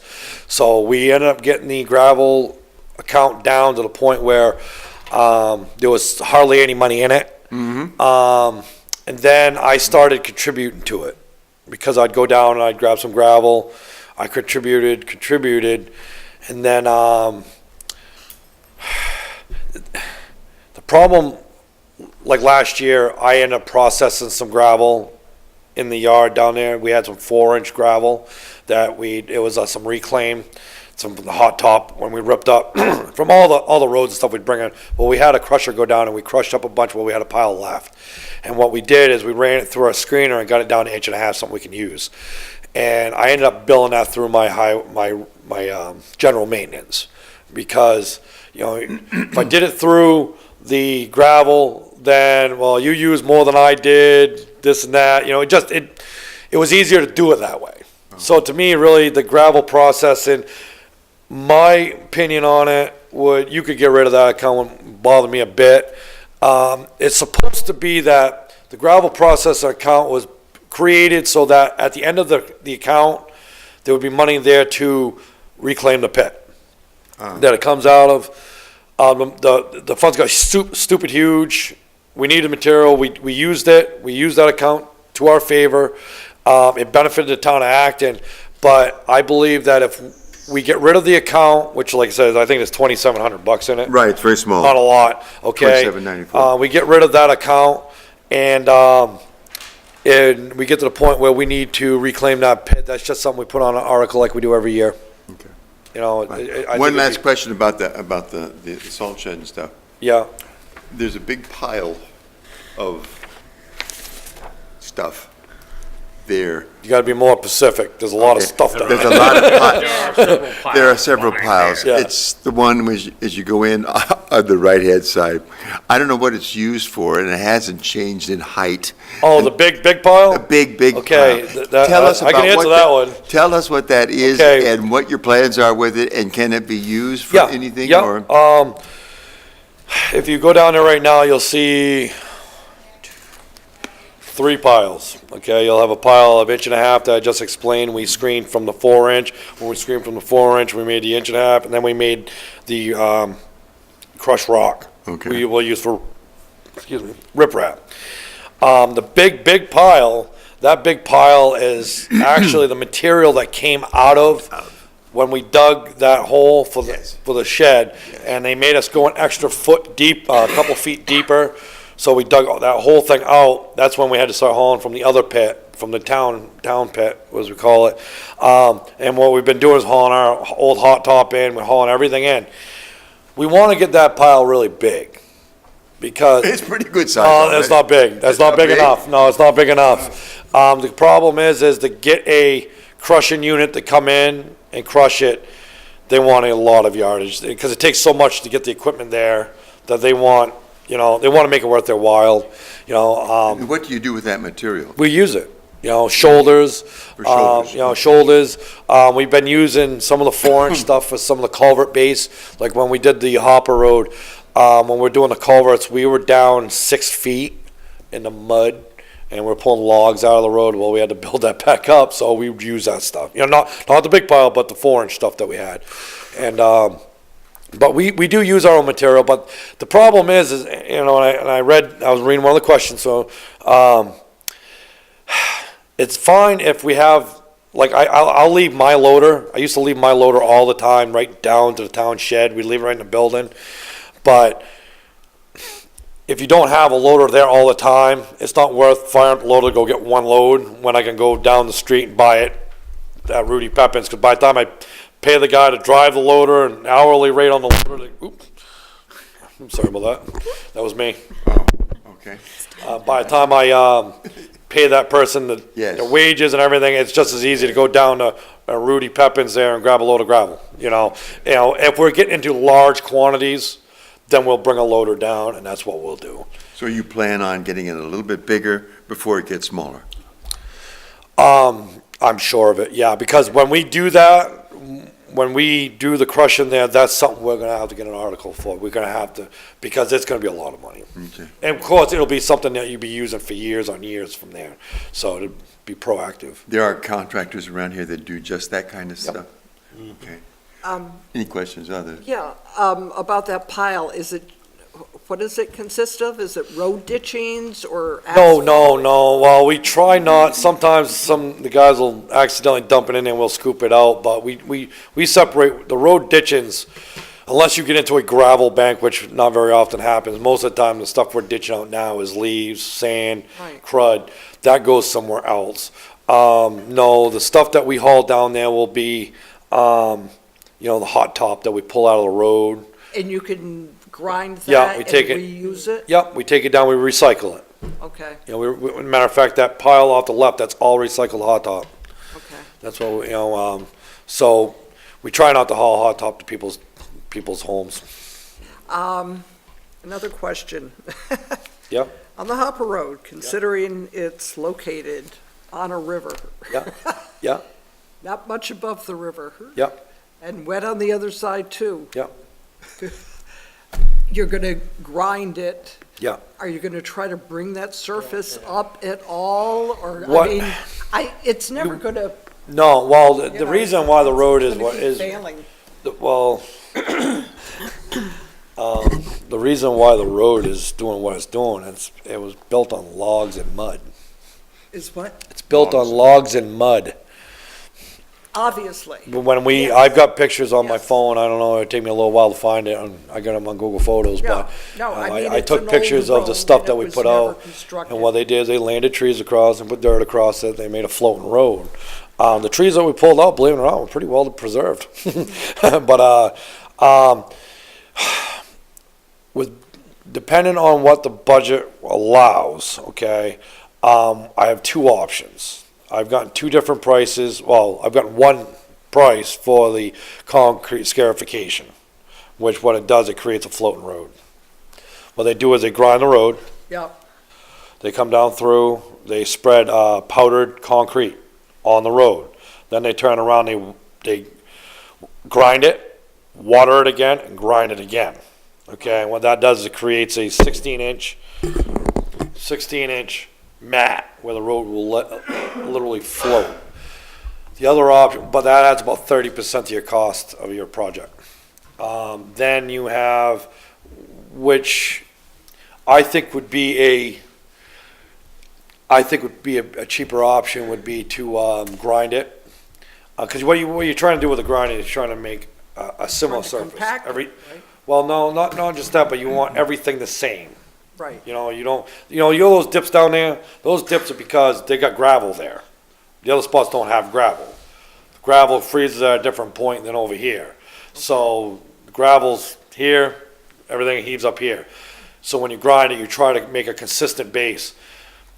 But at the same time, you still have that mud that pushed up to the bottom of the road. So the other option, when we're talking about geotextiles, you know, running a thick mat that you roll, and then you put 8 to a foot of gravel over it in those low sections, you know, that way there would kill two birds with one stone because you're elevating the road a little bit more.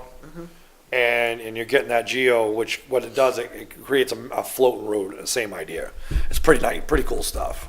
Okay. Yeah, you can put that stuff across the wet area of mud, put a foot of gravel, drive on it, and at the end of the day, where the tire ruts go through, it'll bubble up, and just like a balloon, but it'll hold everything right up. Yeah. It's pretty neat. But Expensive, though? Is it expensive? it's not that bad. I mean, 2,000 feet of it, yeah. You know, because you're doing 22 feet wide. You want to at least do the width of the shoulders included. You know, you want everything to be on the same surface. But, you know, the concrete scarification, it's an easier process, but it's pretty costly. Which one's more durable? What's going to last longer? I don't think either one of them. The concrete scarification has been something they've been doing for a short period of time, not a long period of time. So you really don't get to see the end result 50 years from now, you know, where the fabrics have been using for a long time. Coming from Louisiana, you never thought of putting pylons in No, there? no. You might do that. I don't know what you're talking about. No. But no, I know what you're talking about. Okay, chip seal or asphalt? No, we're not doing chip seal. No, we're not doing chip seal. No, not at this point in time. Any other Your questions? grandfather's Ms. Meehan? grandson. No, chip seal would be fine if you had, I did consider doing some chip seal at one point. You know, we looked at it and there was but the problem is my roads, most of my roads that I have are beyond the point where chip seal's more of a sealing at this point. You know, where if you have a road that's out of shape, chip seal is just gonna make it so the water don't go through it for a little while. It's not gonna shim it up, make it smooth. Okay, I guess you put enough chip seal on, I guess it would, but typically you don't. I looked at doing roads like, not Peacock, actually Peacock at the time, I did, but now Riverview, Peck Road, small little roads like that, thought maybe doing some chip sealing. We did do a section in there that was so bad, now we could do part of that, but it's a bandage. Chip sealing is supposed to do every 10 years, you know, and if you don't get on that regimen, you're just wasting your money, so. Okay, very fine. There are no other questions. If you could have the list of the projects at your convenience Yep. for us, please. And then if there's no other comments or questions, we thank you very much. It was a nice job. And, Actually glad that he actually presented something to us. instead of- absolutely. And I'm sorry that your colleague didn't show up, and I think That's we not- have nothing to do some with me. questions. He didn't want to hear that. Yes, sir. Dennis Long. I Yes, just sir. have, I don't know if it's a question or a comment. As everybody knows, we have a huge drug problem. And the roads, and I'm not going to say they're littered, but it's not uncommon at all to find needles and other drug paraphernalia in these ditches inside the road. And I guess the concern I have is, I don't know how the town or the road commissioners or whatever would address this stuff. It's very dangerous for these road crew people to be working in these ditches and cleaning them out when there's hypodermic needles. Quite common, because people just throw them out their cars or whatever they do. And anybody knows that taking walks anywhere, that all the towns, including this one here, are getting littered with these things. And I'm kind of a little bit concerned. What sort of protection do the workers have as far as gloves? I have no idea. Heavy duty, I mean, Yeah, hospital workers have the same problem when they're emptying trash and stuff, as people, nurses and doctors throwing needles in. But you also have to be trained to be able to deal with this stuff. There's a training process for that. Yes, there's a training process, but And I don't know, say like, I'll use me for an example, and I would say I was working for David, and I was down, he talked about getting one of the leaf suckers there to do some, clean the ditches with, you know. I'm not so sure that I would want to put myself in that position as a worker for the small amount of money that they get paid. You're really putting your life at risk. When you walk down in that ditch and you don't see it and it stabs you in the side of the leg, I think it's just a concern that nobody seems to want to talk about. And I don't know if anybody is talking about it or if there's anything we can do about it. well, as I said, I think that people who work in hospitals, in laundries, in hospitals, and taking out high-risk hazardous garbage in hospitals have the same problem. They have protective equipment that they use, just like you use protective equipment for other things, including goggles, heavy-duty work gloves that cannot be easily penetrated, and sometimes if they're doing things with garbage and sacks, shin guards that they wear while they're lifting up. We, every employee that works for the town of Acton has to go through, like, I think it's 8 hours of courses, and one of them's on bloodborne pathogens. And so the whole idea of having a leaf sucker so you don't have to be doing it by hand. So, Do those get clogged up easily? Do they have to clean them out with their hands? I mean, honestly, you know, I talk to the state guys, ask them what they're doing about it. Unless you go to work with, you know, bulletproof vest and, you know, all this other stuff, you know, Well- you can walk down Sanborn Road, take a walk in a dog, and, you know, I mean, we're having the same issue. So we're doing what we Do we can. My provide guys them have with gloves. really good yeah. gloves, high Yeah. quality? I mean, we can't work in latex, thick, you know, we No, wear not leather latex. gloves, but I mean, these hypodermic needles, most of that stuff it's gonna go through, you know, so, I mean, they watch what they're doing. But most of the time, this edge of the road stuff, unless they're doing brush would be something where they'd be in the ditch. But, I mean, you know, I make my guys wear their boots and this and that, but, I mean, I don't know what you'd make them wear that, you know, the needle's not gonna go through, so. Oh, there are things. I know there is, but I mean, I can't expect these guys to wear that stuff. They wear leather gloves, they wear their steel-toed boots, they stuff that we require. And I don't make them wear gloves either, and they do know, because a lot of stuff you do, it's hard to do with gloves on. Yes. So what I'll do is, you know, depending on, you know, if they're chipping and stuff, yeah, you wanna be using gloves, but this is an issue that it's almost impossible to solve this issue. There is a way to solve this problem, stop some of the drug problems on Hopper Road. You know, but I mean, that's where There are some real heavy-duty gloves, Yeah. and yes, you do lose some mobility, Yeah. but there are available. But Hospitals came that's across why- the same problem. That's why I get people, like, every year I have high school kids call, and they want to do community service. Like, they're not allowed to use any power tools. You know, you can't do this, you can't do that. They're very limited on what they're allowed to do. So you think, oh yeah, I'm gonna have them go pick some trash, you know, have them go down, but they can't do that. Don't want to do that. Send But- it my but- way. Yeah, but I can't have them do it, because for them to do it, you know, if you're picking trash, my guys very rarely pick trash. That's not what I send them out to do. There's some nice volunteers in town that have been doing that, and we appreciate it, but, for me to have one of those persons go out there, I have to have them go through the bloodborne pathogens, all that stuff, just to do some volunteer work, and it's really not. I assume worth- if you're going to use one of those things that suck it up like a vacuum cleaner. That's so we don't have to be hands-on. Yeah, we That they gotta, wear yeah, goggles. yeah. I Okay. make my guys wear, that That's good. stuff. That's good. But I don't know if that we answers your take question. every There are precaution. things available, though. We take every precaution we can. Okay. There's no such thing as bulletproof. I'm not gonna say there is, but, it's not an issue that I'm worried about, and if my guys are worried about, they just find another job. I mean, that's just what it is. We all have the same issues. We all deal with it every day. My dad's allergic to poison ivy. He ditches side of the roads all day long. So, I mean, but, just stay out of the poison ivy. So, we try our best. Very good. Did you have another question of us? It's 10 minutes. 10 minutes to 7.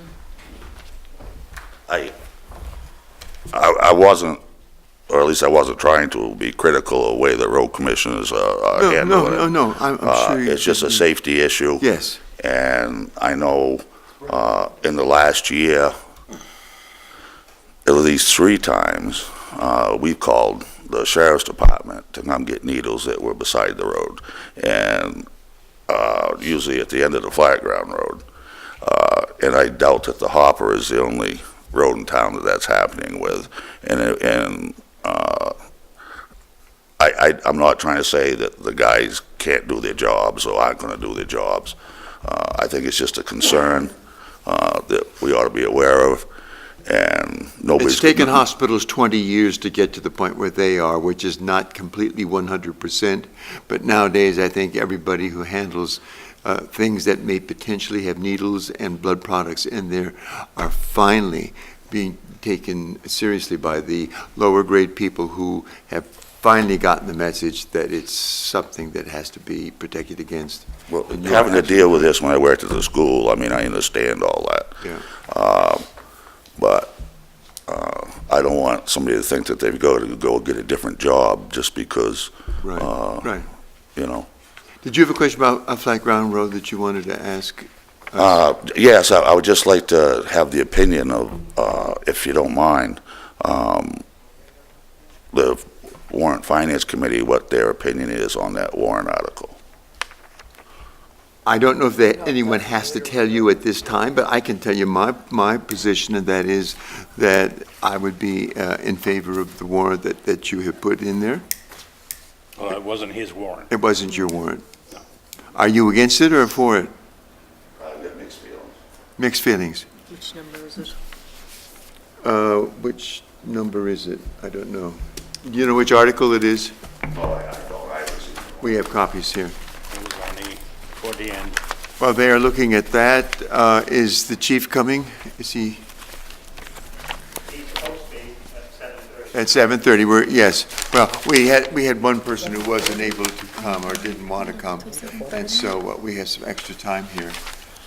We want to stretch again for a few minutes. Absolutely. So if you'll turn us off, we'll be back in just a few minutes, ladies and gentlemen. Gone, please. And price for $5.50. Just set it here, we'll make sure he gets it. Ladies and gentlemen, we're back in session now, please. Oh, glasses. Gentlemen, excuse me. You in the bleachers. Excuse me.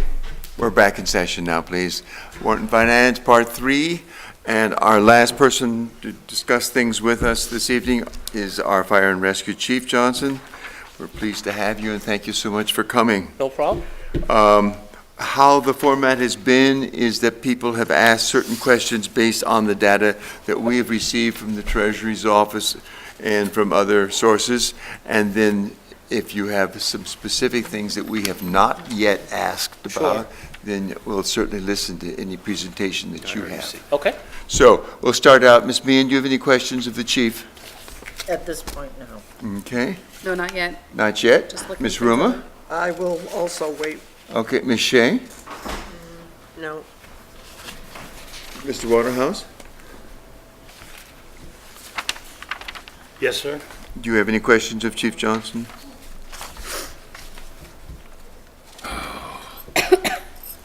There's something in the last one about landscaping and stuff. I'm not seeing it.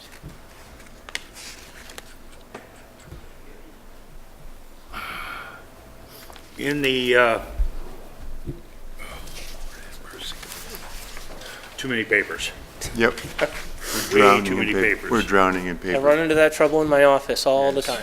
Well, the treasurer was very kind, but she gave us a 40-page email last night that kept my little printer going for a long time. Yes, it did.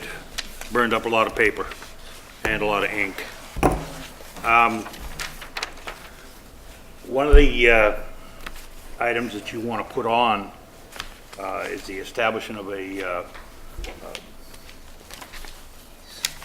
The emergency grounds fund, the $5,000? yes, Sure. So last year, we had run into an issue where we'd had a water leak of unknown origin, and we were eventually able to track it down, but we were looking at potentially things such as having to dig up the property, replace the well, and things of that nature. And that was, we were looking at a cost on that, depending on where the leak was, of potentially anything from like $8,000 to $10,000. And those are monies that aren't accounted for in the regular operational maintenance budget that we do for the year. So what I was trying to do is to establish an emergency type fund that hopefully over a few years, we can maybe get it up to, $15,000, $20,000, that we don't touch or use unless, there's an emergency such as the furnace breaks down and it has to be replaced, or we develop an underground water leak that we have to dig up and repair.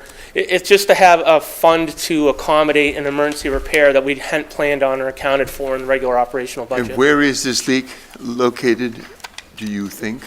We found it. We actually found it without having to dig anything up or have any actual major cost incurred. And geographically, where is it? The leak? Yes, sir. It was actually just a toilet in the rescue building, so.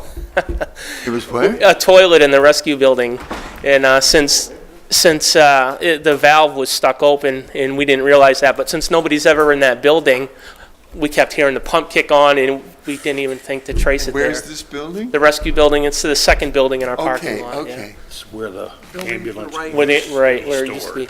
But fortunately, that was nothing, and kind of comical at the end when we look at it. But it did bring to light the fact that we want to make sure we can be a little more prepared should an emergency repair occur.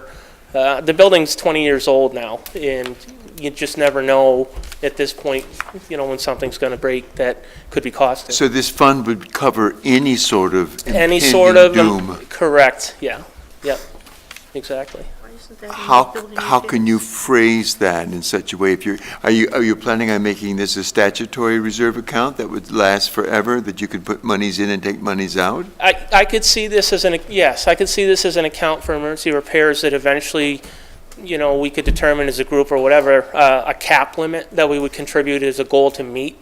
And then once we reach that cap, not have to replace or contribute to it unless it gets depleted for Right. whatever reason. Well, again, the nice thing about a reserve statutory account is it lasts forever, like Correct, yeah, exactly. like an ordinance. Yep.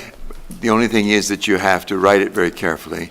Yeah. And you have to yep. put in all of the emergencies usually that you want covered.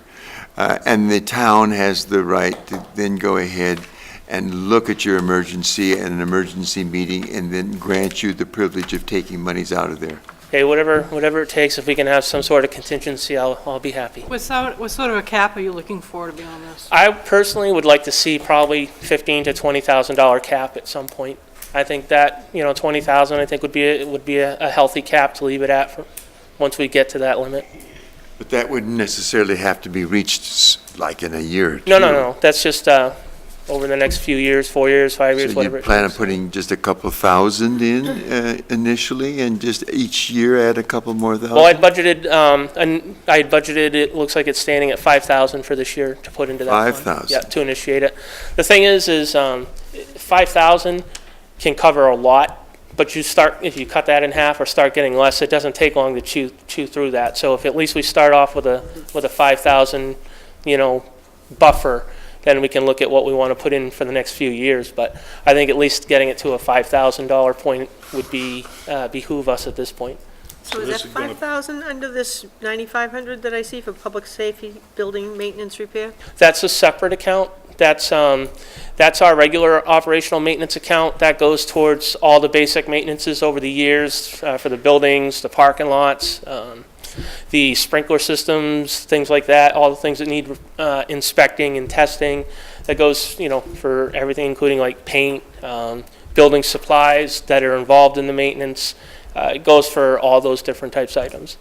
You've discussed this fund with the Board of Selectmen already, I have, yep. and their impression?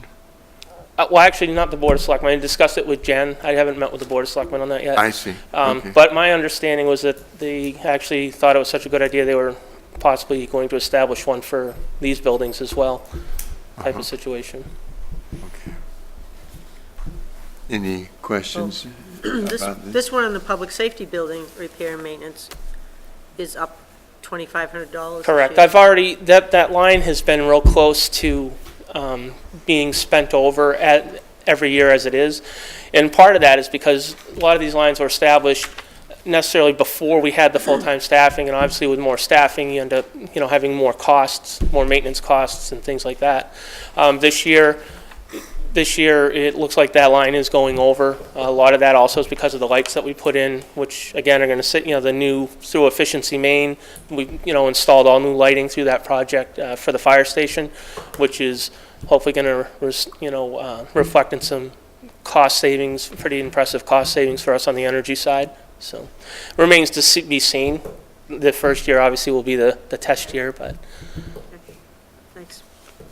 the lines that I increased, that you'll see increases in this year, were lines that mostly because of the increase in our business, the increase of our call volumes and things like that have run over or close to over. That's why I put increases on those.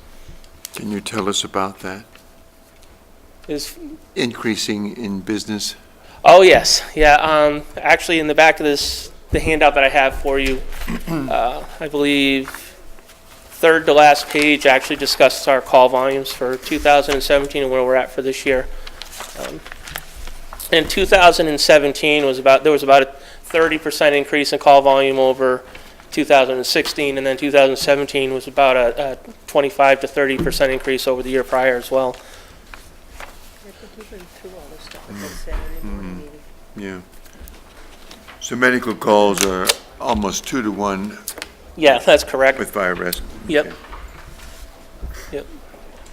Have a call this afternoon? I'm sorry? You guys had a call this afternoon? We've had pretty close to 15 calls in the last 48 hours. We've had an extremely busy week. Yeah, we had 2 calls. We had 2 calls this afternoon after these numbers had been run. We had 2 more calls. So there's actually 2 more medical calls on the 2018 tally. Well, I guess the question comes up, in putting this together, you planning on doing it for this coming fiscal year, this fund? Yeah, that would be for the this fiscal year's budget. So that you have to go back first to the Board of Selectmen, do you not? As far as what? As far as they're agreeing to put it on to the, I believe It's on there? It's in there. it's already. which yeah. article is it? I don't remember, sir, but I'm remember quite sure seeing that it. it's Yeah, I in was there. under the impression that they'd seen it and that it was already there. So. Gone through 50 pages. I understand, trust me.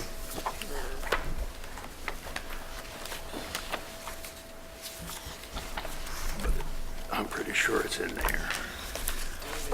Looking back over the last 2 or 3 years of your administration, have there been instances in which it would have been good to have had that fund because of some unforeseen or untoward emergency Yeah, absolutely. blow-up that occurred, and can you give me some examples of that? Just please? last year, we'd had a water pipe that had been leaking and leaked in a wall in the bathroom in the station. And it's like anything, like any insurance policy, you have deductibles to meet and things like that. I don't know what my total cost was out of that, but that was an unexpected cost to me. I'm guessing somewhere in the area of around $1,500. That was unexpected. Luckily, that's all it was, but, you get more than one of those a year. Unfortunately, that was all it was, But something like a furnace breaking isn't something that would be covered under like an insurance situation. Correct. So that's why it's important to have that fund, just in case you have a situation that doesn't meet like an insurance claim. The service maintenance 35. would be worth getting? For the furnace? Yeah. We do have a preventative service plan already in place, but even that only covers so much. Most of those just cover like your basic services and cleanings and things of that nature. If you have something, our furnace is 20 years old, and we know that it's already not running efficient. It's running as efficient as it can, let's put it that way, but you just never know what could happen with a 20-year-old furnace, and that's not something, if you have a complete failure, you're not talking something that would be covered under a normal service plan for, a furnace replacement. Okay. All depends on what kind of plan you have. Yeah. Yeah. Does anyone have My any house other is questions? 20-some odd years old, and the contract I have with my provider provides, I've got, I can't remember the term, but if my furnace dies, guess what? They replace it. I don't pay for it. Well, that sounds like a good plan. Does anyone else have any questions of the chief If they of had that for Article municipal, I'd be 35? interested in the info, that's for sure. Any other questions about Article 35? No. Okay. The next question do you have another question, Mr. Waterhouse? It's not really a finance question. I do have a question for the chief. All right. In regard to vehicle utilization. We're at the station. Okay. I've been told by numerous citizens that they see the ambulance sitting down on Milton Mills Road in front of somebody's house. Well, if you have a policy question or a vehicle utilization question, that would be certainly a question I could address in a different forum, but we're here to discuss finance, so. I understand that, and I will definitely take you up on that. And I encourage anybody that has a question for me, whether it's about this, whether it's about the budget or what we're purchasing. Well, the only reason I bring it up at this particular meeting is because it is town equipment, and the town does pay the fuel bill.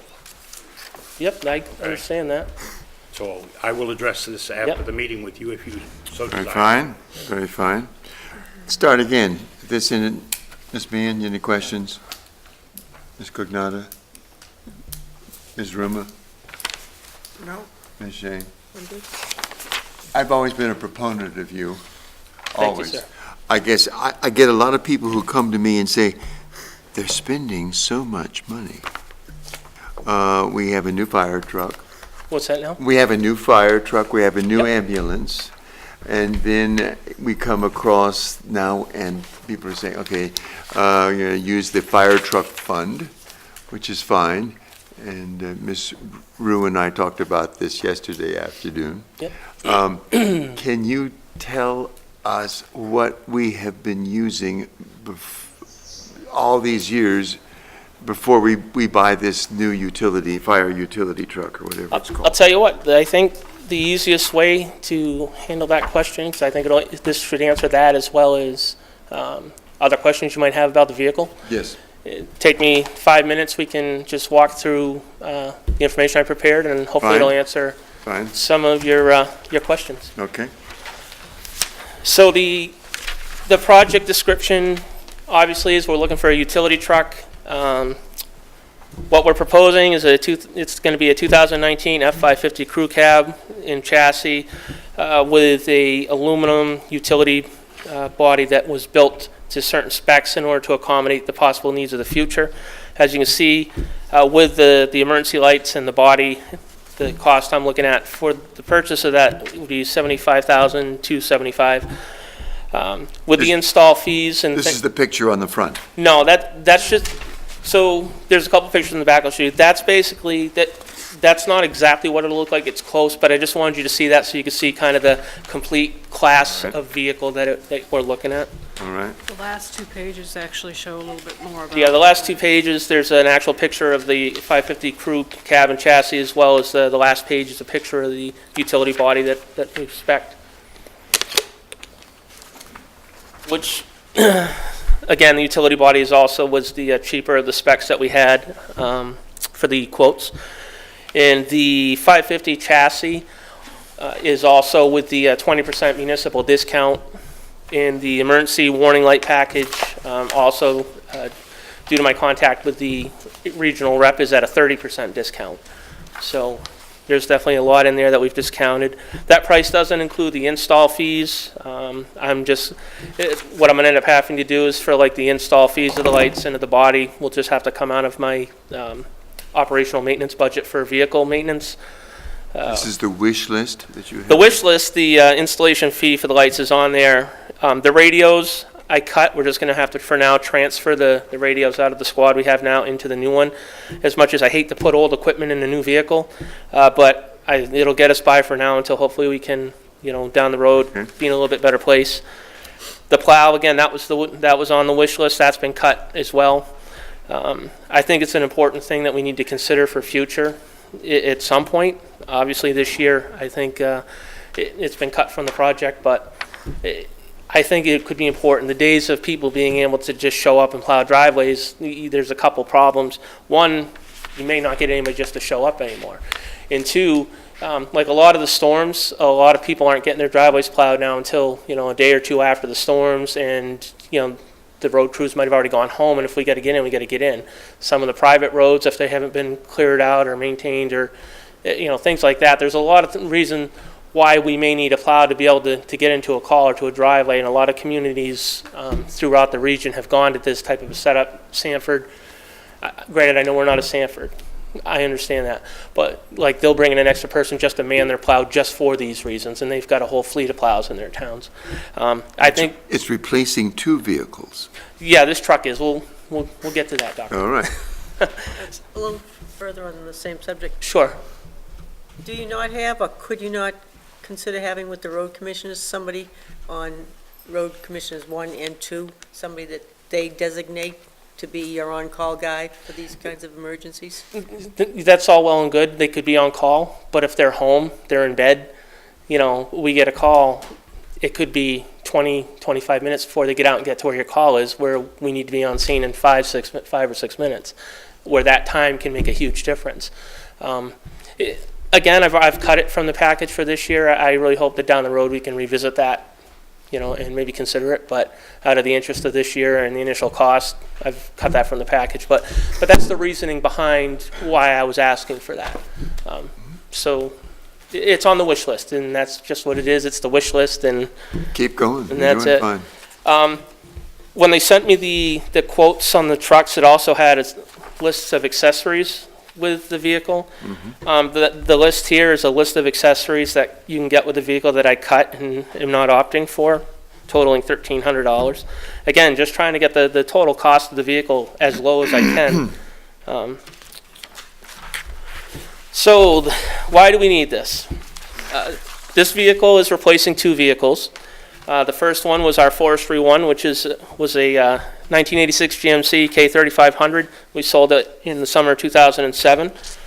The vehicle was deteriorating, wasn't going to pass inspection without putting thousands of dollars into it, and in a vehicle that's 30 plus years old is certainly not worth it. It's just one more issue after another. Correct. So Squad 1, it's a 1992 F350 utility truck, which is 26 years old, which the next time it goes in for an inspection, I've already been given the heads up that it's not going to pass inspection. And again, unless we put thousands Because of? Well, I got a list right here for you, Doctor. Right in front of me, okay. Yes, sir. Great. Some of the things, brakes, emergency brake cables on both sides, tie rod ends, ball joints, axle U-joints. The rear main seal on the right side is leaking, as well as there's an oil leak on the engine on the right side of the motor valley. Exhaust, transfer case output shaft leaking, the drive shaft yoke and seal are leaking. The spring bushings and leaf springs on the rear suspension are severely worn. The overload springs and rusted. The overload springs are worn to a point almost of failure. So in order to keep that truck on the road, you'd be looking at thousands and thousands of dollars again. We can sell it and it'll become somebody's probably farm vehicle that never leaves their farm or something like that, and at least recover a little bit of money from it. When's the inspection due? So when, 6 months. 6 months? Yeah, 6 months. And at that point, obviously, if it doesn't pass inspection, I can't keep it on the road, and then we're down to no utility vehicle. Some of the uses for the vehicle, it carries all our water and ice rescue equipment, our Stokes basket for wilderness rescue, traffic control equipment, generators. It's the tow vehicle for our ATV and potentially a boat. Carries hose and equipment back from fires, things like that. And Is that list here? Am I missing it? Yep, that's on the next page. I see it. I see it. Fine. So the hose alone, just so you know, like if we say we lay out 1,000 or 1,500 feet of hose, 5-inch, what we'll do is we'll roll it, put it in the back of a truck to bring back, one of the utility vehicles or whatever.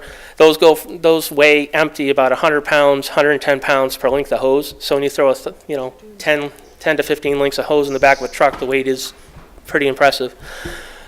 Spare extrication equipment. The extrication equipment that we have now is getting old and going to hopefully, I'll find some way, grants or something, to replace those eventually. But however, even though they're old, I'd still like to keep, the old ones as spares, which would end up going on the utility truck as well, to have a second set of tools should a second extrication come in, or say the engine, which has the tools, is tied up at a fire and you get an extrication wreck, and that way it could go to that. The other option too is a forestry skid unit. They have skid units that slide into the back of trucks, and the way I spec the utility body with the width of the open part of that body wide enough to accept a forestry skid. The forestry truck we have now is a 2003. So we're already 15 years into the life of that vehicle. That could go out tomorrow and blow a motor, blow something big and expensive that we really don't have the money to fix. New forestry trucks are going anywhere from $150,000 to $200,000 to $250,000. If we have this set up the way we set it up, if we lose use of that big forestry truck, then if we get a skid unit, you can purchase a skid unit in the areas of $10,000 to $12,000.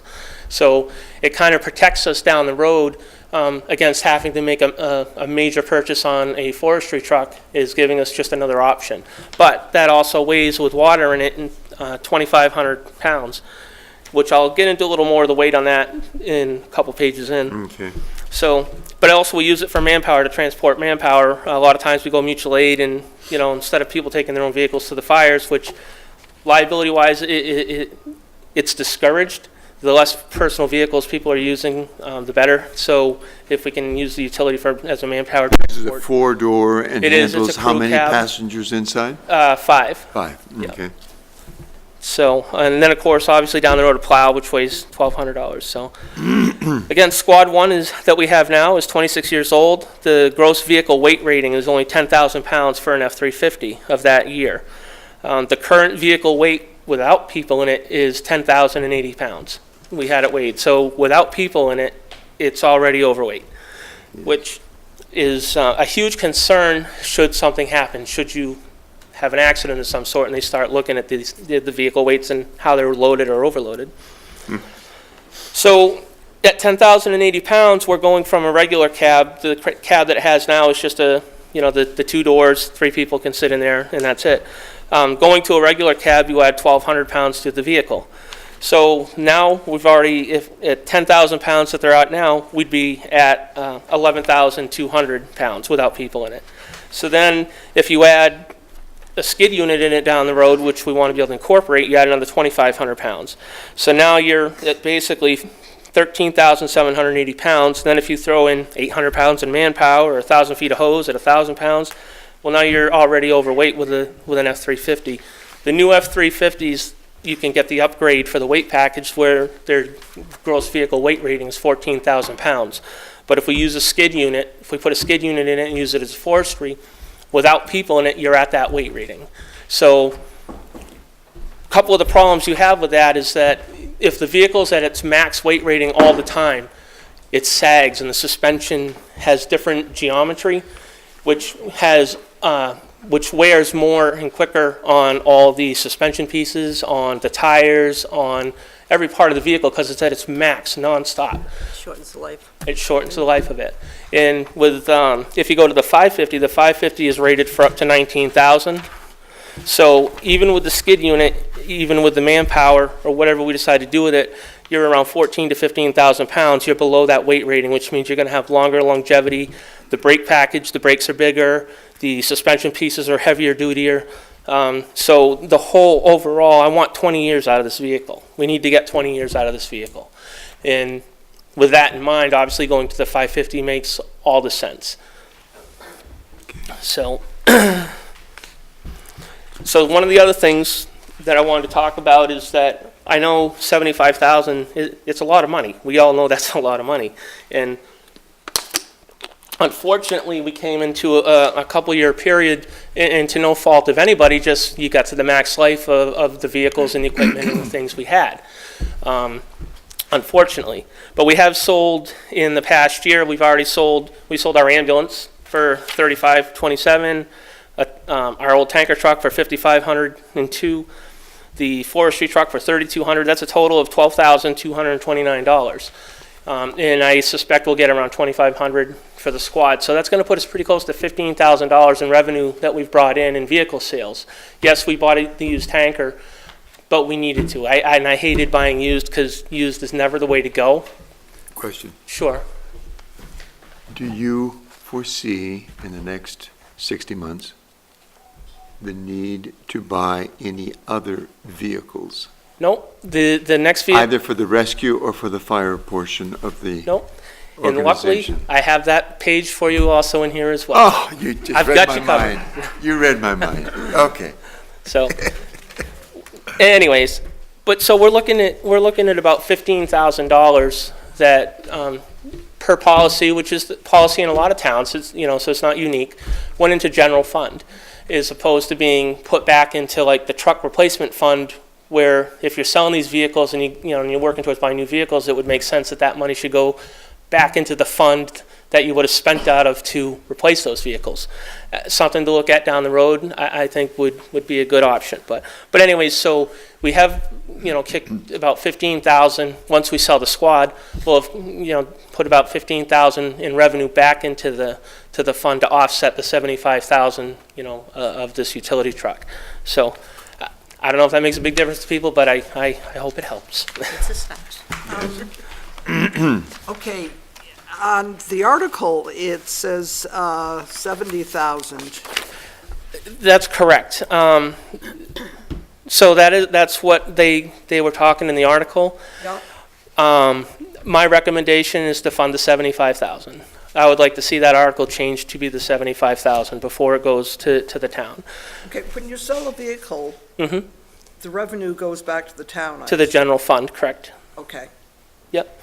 yeah. I really need, if you look at the cost, the lights, the utility body, and the cabin chassis, those three items alone, already at the discounted prices, already as low as I can get them, are at $75,280. I can find the 280 somewhere in my maintenance, whatever I have to do to make that even toward the 75,000. But I honestly, 70,000 isn't enough to cover the lights, the cabin chassis, and the body. So I ask that be returned back to the 75,000 is what I'd like to see. Did And then they give a reason why they wanted to cut it down $5,000? I actually haven't had the chance to have a conversation with them I on see. that yet. Okay, So, that's fine. but I mean, I'm sure they have their reasoning. But that's, I mean, these Tell are me the, about taking the old equipment and putting it into the new vehicle. right. Is that anything harmful, possibly?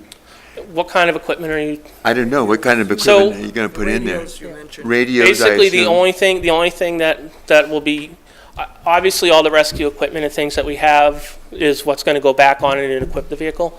But when it gets into operational gear, for instance, lighting, the lighting that's on the squad unit, there's a couple problems with that. Well, one, it's 26 years old. The wires are cracking, they're old, they're worn. Not to mention the draw of the power units of the old strobes is 3 times, what Right, the new right. technology is. So that just would take away, one, from the longevity of the electrical systems and strain the electrical systems of the vehicle. But 2, there's also new standards that we have to meet for emergency warning devices. There's SAE Class 1 requirements, which require a certain amount of lumens, a certain amount of omnidirectional visibility, as well as a certain amount of directional visibility. These are all standards that when they build a light package for a vehicle, they have to be able to meet that, and that's how they design it, is to meet those standards. These are federal? It is federal, yes, it is. Yep. It's actually here in Canada as well.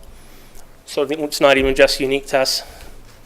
So to meet those standards, the lights that we have now on the squad, yeah, they met the standards back then. 26 years ago, but they don't meet the standards now. So that wouldn't make sense. The equipment, everything that we can possibly transfer over, we are. Generator stuff we're transferring over, because some of it's portable, but there's also a mounted one that could be refurbed relatively inexpensively to meet the need of that generator as well. So we will transfer over everything we can. But the lighting will be... The lighting will be brand new, yes. Be brand new in compliance with federal requirements. And again, the radios, they'll get us by for now, and then, address that down the road depending on how budgets are going and how things are going, so. Yes.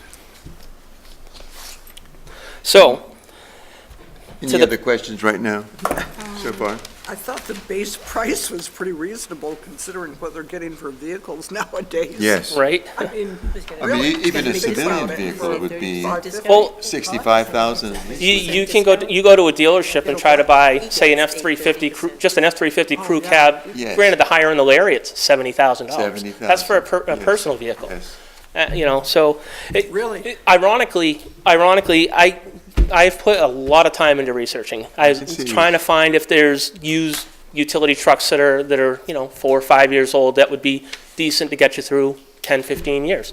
And ironically, to get a used vehicle is more expensive than the way we're building this one, because the only people that have the used utility vehicles for sale are the actual apparatus building companies. And you go online and you go through company after company after company, and the used utility vehicles are starting at 100, 120,000, 130,000, because they're already built, they're already, have the lights on them. Right. But then again, you have to wonder, why did somebody get rid of it? If it's only 3 or 4 years old, why would they possibly get rid of that vehicle? Tell them got bankrupt? Well, that does happen on occasion. Maybe it was 11. That does happen on occasion. Okay. So, trust me, I have spent a lot of time trying to find alternative. I can't dignify going to a lesser than a 550 for one, just because of the longevity of the vehicle. It's a lot of money, and if I can't see spending $5,000 or $10,000 less to get a vehicle that may not accommodate or meet the needs that we need it to for 20 years. I just think it's difficult because when you came on board, there were a lot of things that were marginal already in the system. And you've discovered, I guess, just about all of them. Right. And have started a program of replacement.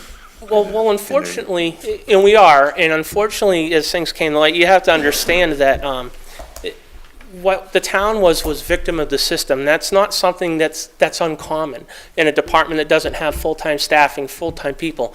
They have so many requirements, BLS requirements, NFPA standards and requirements. They have so many things that they're responsible for, training requirements. There's so much that they have to attend to that somebody that's working a full-time job and trying to come in here a night or two a week to keep track of and do, let alone getting the entire group together and organizing it. There's a lot of things that I try to organize that it takes me periods of 3 or 4 weeks to be able to contact everybody and get everybody to come in and see me to sign or to fill out or something like that.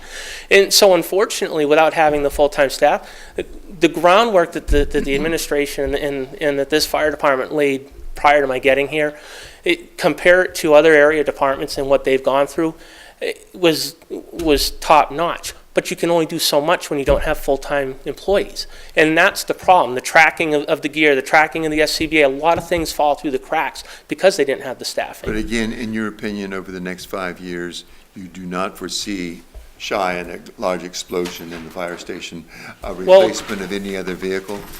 Okay, so if you go to the next page, 2021. Where are you now? That's the next page after Okay. that. It's, you'll see a list of our current vehicle inventory. Okay. And then you'll see the FYI 2018 is the utility vehicle. The FYI, for the tanker truck though, we're looking at FYI 2021 is the one I would like to come forward to replace that vehicle. The one that you purchased used from Rochester, Correct, yes. which started out at 15,000, I believe, was the initial assessment. Yeah, And it ended correct. up costing us over 30,000. Nope, that's incorrect. It didn't cost us any more than about 20,000 at the most. Not what I hear. Well, I can tell you for fact that that's what it is. You have incorrect information. And, you know, in that truck, you know, it's like any truck, any used, again, why you don't try not to understand. get used vehicles. When you start, we had budgeted to rebuild the pump. When they got into the pump, they found issues that we didn't plan on. And that's where that increase in cost of about 5,000 more came from than what we were planning on. But yes, it was only about 20,000, so. Anyways, back on the tanker. So we're looking for it to replace that to come forward in 2021. And you're looking at a replacement cost of, you know, give or take a little around 500,000 to replace that tanker. And as you see on the bottom, My question, sure. rather than putting in do we have a fund for that? So, since I've been here, and they had done it in the past prior to my being here, but since I've been here, each year I've actually put in to have 75,000 put into that fund, knowing what we're facing down the road. But due to the other things we needed, that fund got knocked down to incorporate, understandably, the other needs we had. I would recommend very highly that, you know, from here on out, especially after this year, that fund be reestablished. Because if you look at the replacement of the vehicles down the road, ambulances you're replacing every 10 years, an engine or a tanker every 25 years. The utility truck, you're looking at about 20 years. And the utility truck, depending on the maintenance, may go longer, but we'll see what shape it is, you know, in 20 years. But, you know, 2021, that's, you know, the tanker, which is only, it's a 1985 tanker. So that thing's already, you know, what, 30? 32, 33 years old. But it's also got a poly tank in it, which you won't rust or destroy a poly tank. We rebuilt the pump, so the pump passes pump test and works really well. Replaced some suspension stuff on it. So that truck's a solid truck. But it is getting to the point where, you know, down the road we want to look at replacing it. 2021 is when I'm coming forward with that. So that's $500,000 in today's dollars. Correct, yep. That's what we predict it'll cost then. Do you use the tanker every time you have? Yep, Fire? any chimney fire, actually alarm activations, chimney fires, house fires, brush fires. It responds to pretty much any fire incident we have as well. So, At what point, since we live in rural York County with a lot of small towns, when you see figures like this, at what point do you decide that maybe we ought to start pushing, sharing fire departments with other towns around us? there's been a lot of research and studies and things that look at that, and it's really not feasible, because then you start running into the issues of, so what if you need it, but then they have it, or sharing apparatus and vehicles for fire departments is not a process that works. You know, they all face obviously the same dilemmas as we do, and you just got to find ways to work through it, unfortunately. But combining fire departments isn't really an avenue. It runs into a lot of other legalities, such as the laws that dictate authority, fire chiefs, fire officers, who has command of incidents. There's a whole lot of other things that fall into play, not to mention the politics side of it of, you think you know what's right for your towns, but so does the select board from that town. And, and the townspeople from that town may feel different than the townspeople here. There's a lot of issues that interfere with that usually delay and hold up any process you try to accommodate. Well, I would urge everybody to start thinking about sharing services in the future, because I don't think any of these little towns can each afford to have this kind of expenditure in the future. As far as your present thing, I'm in favor of the 75K. We're not going to have a vote tonight, however. We're Right. I just understand taking that. information, and our vote will be at the end of the month. Sure. But I did lay out all, you posed a very good, I laid out about 20 years worth of apparatus sir. replacement that I see coming, so that you guys can at least have an idea to if anything else, realize the importance of contributing to the apparatus replacement fund every year, so that you don't fall behind the 8 ball on it. I have a question on maintenance. Sure. Are you able to do much routine maintenance on the equipment?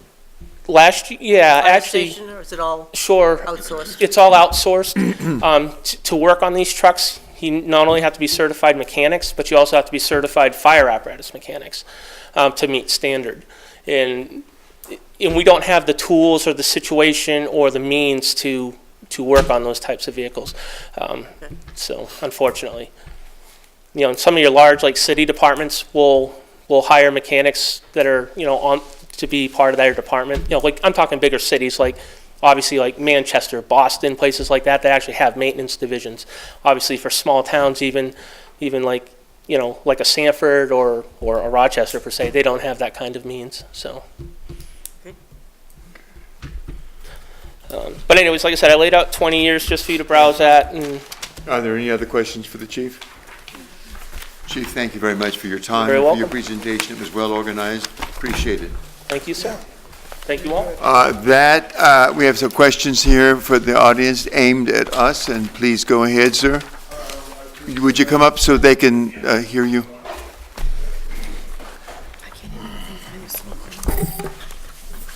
The rules are that they can't ask you any direct questions. They can ask us, get you off the hook.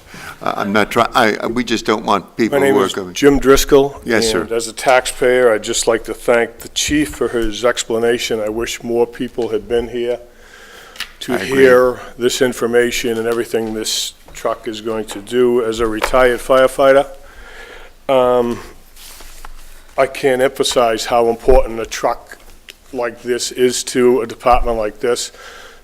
Acton's always been an excellent fire department. I've been just amazed what they've been able to do when Dave and Peter and those guys, and I think one of the most important things the chief said tonight was going from the permanent men there now over to, from a volunteer department over to permanent, everything changes, And what this truck here will bring to the fire scene, everything in the fire service, once you step into a working fire, everything's efficiency.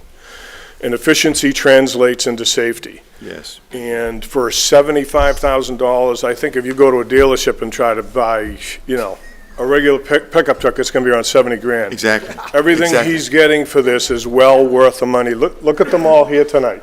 He's taken the time to do it. I Right. totally agree, Mr. And so are the firefighters here. They're here for a reason. Yes. This really matters, and I hope you all. Thank you for your comments. We appreciate it. Any other comments or questions from the audience? All right, ladies and gentlemen, that's it. Thank you so much. Huh?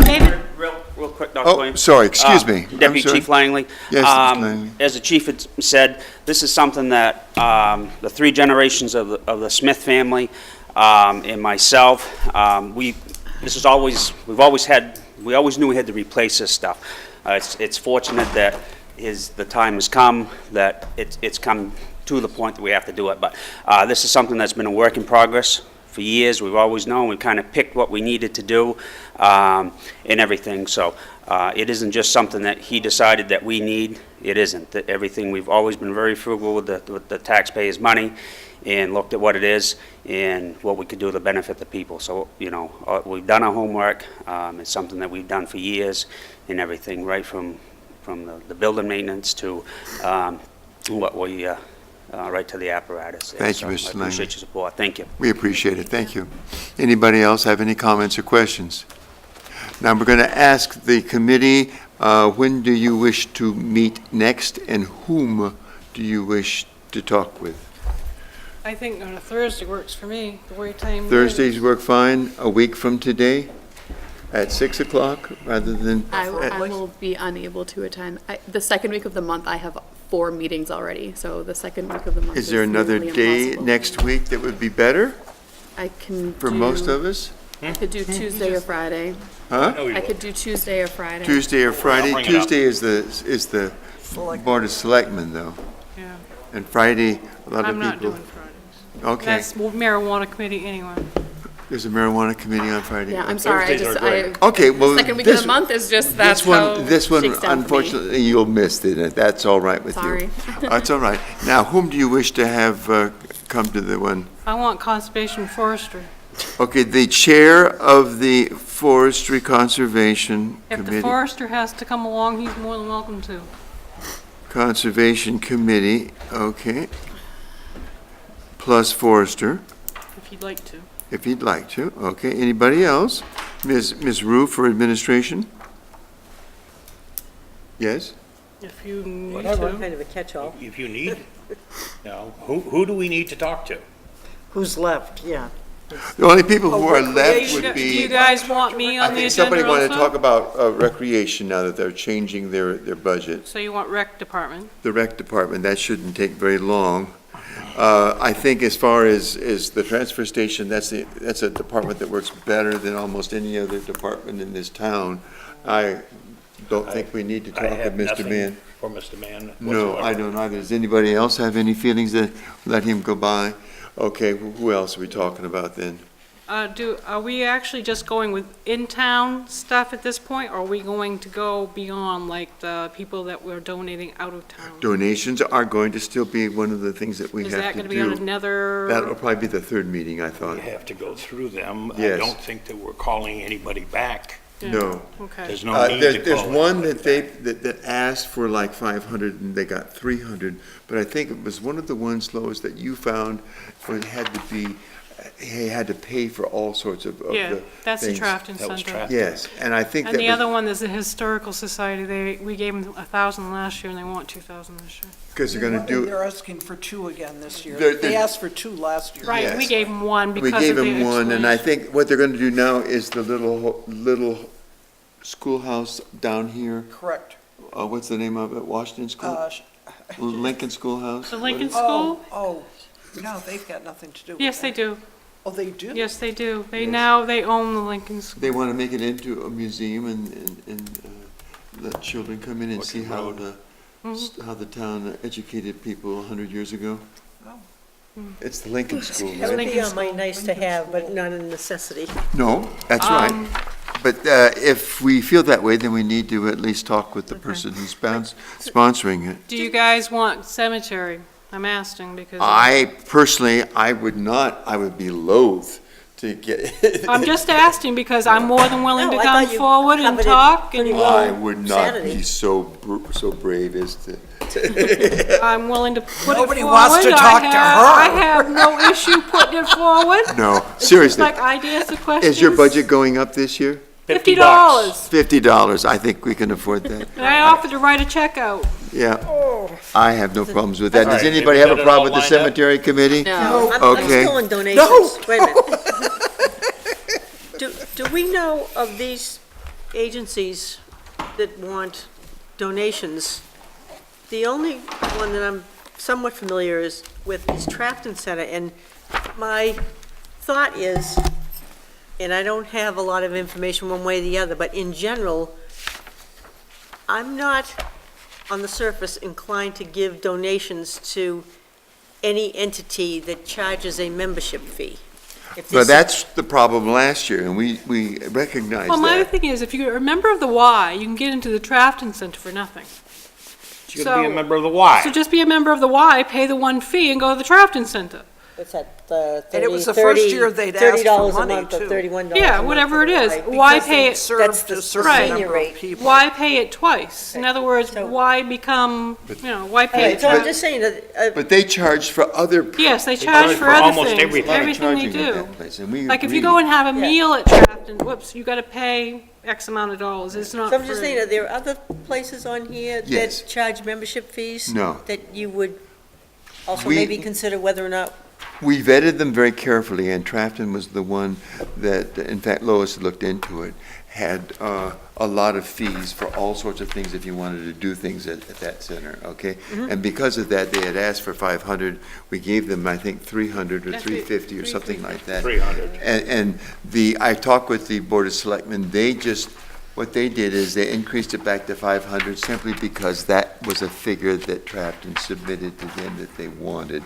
It was not an endorsement So? of giving them $500. And so they wanted to make that clear, so they would take our recommendations. They have I not think. made any endorsements on No any of endorsements. the articles. Right.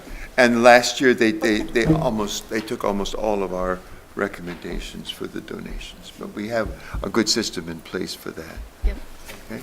And So. what about the, Okay, wait just a second now. So we got the Forestry Conservation, we got Miss Rue, we got the Rec Committee. Who else? well, I was gonna ask you about the Youth Conservation Corps, they want 22. Did we give them 22 last year? Yes. Well, the donations would probably be the third meeting. How about for next time? Anybody else that you want on the meeting for next Thursday at 6 o'clock? Well, you're gonna have, Right. yeah. Who? Land use officer. CEO? Yeah. Yeah.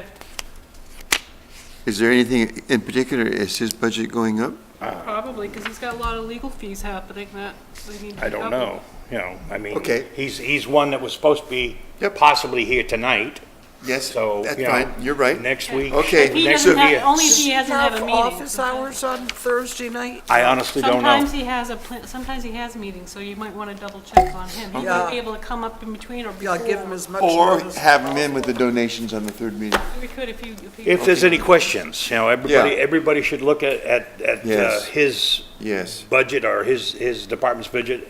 Have you got any questions that he needs to answer? If there's no, then we don't need Didn't he him. come that Saturday morning that he was here? I think so. And then the Yeah, other thing was too was is he there that, that yes, day? he was. He was Yes. here for like 10 minutes. Yeah, well, Nobody had a lot of we'll put questions for him. we'll put his name down for right now, there's no big deal. If we don't need him, we'll go ahead and cancel Yeah, him because out. my biggest thing is they got a new deputy, they got a new clerk downstairs. And a new Yeah, secretary, His yes. former Yeah, secretary so- is now the deputy. Okay, look, is there any other department that we're missing now? Make a motion to adjourn. Second, please? Thank you, Roland. Is there a sec, okay, all in favor? Yay. Thank you all.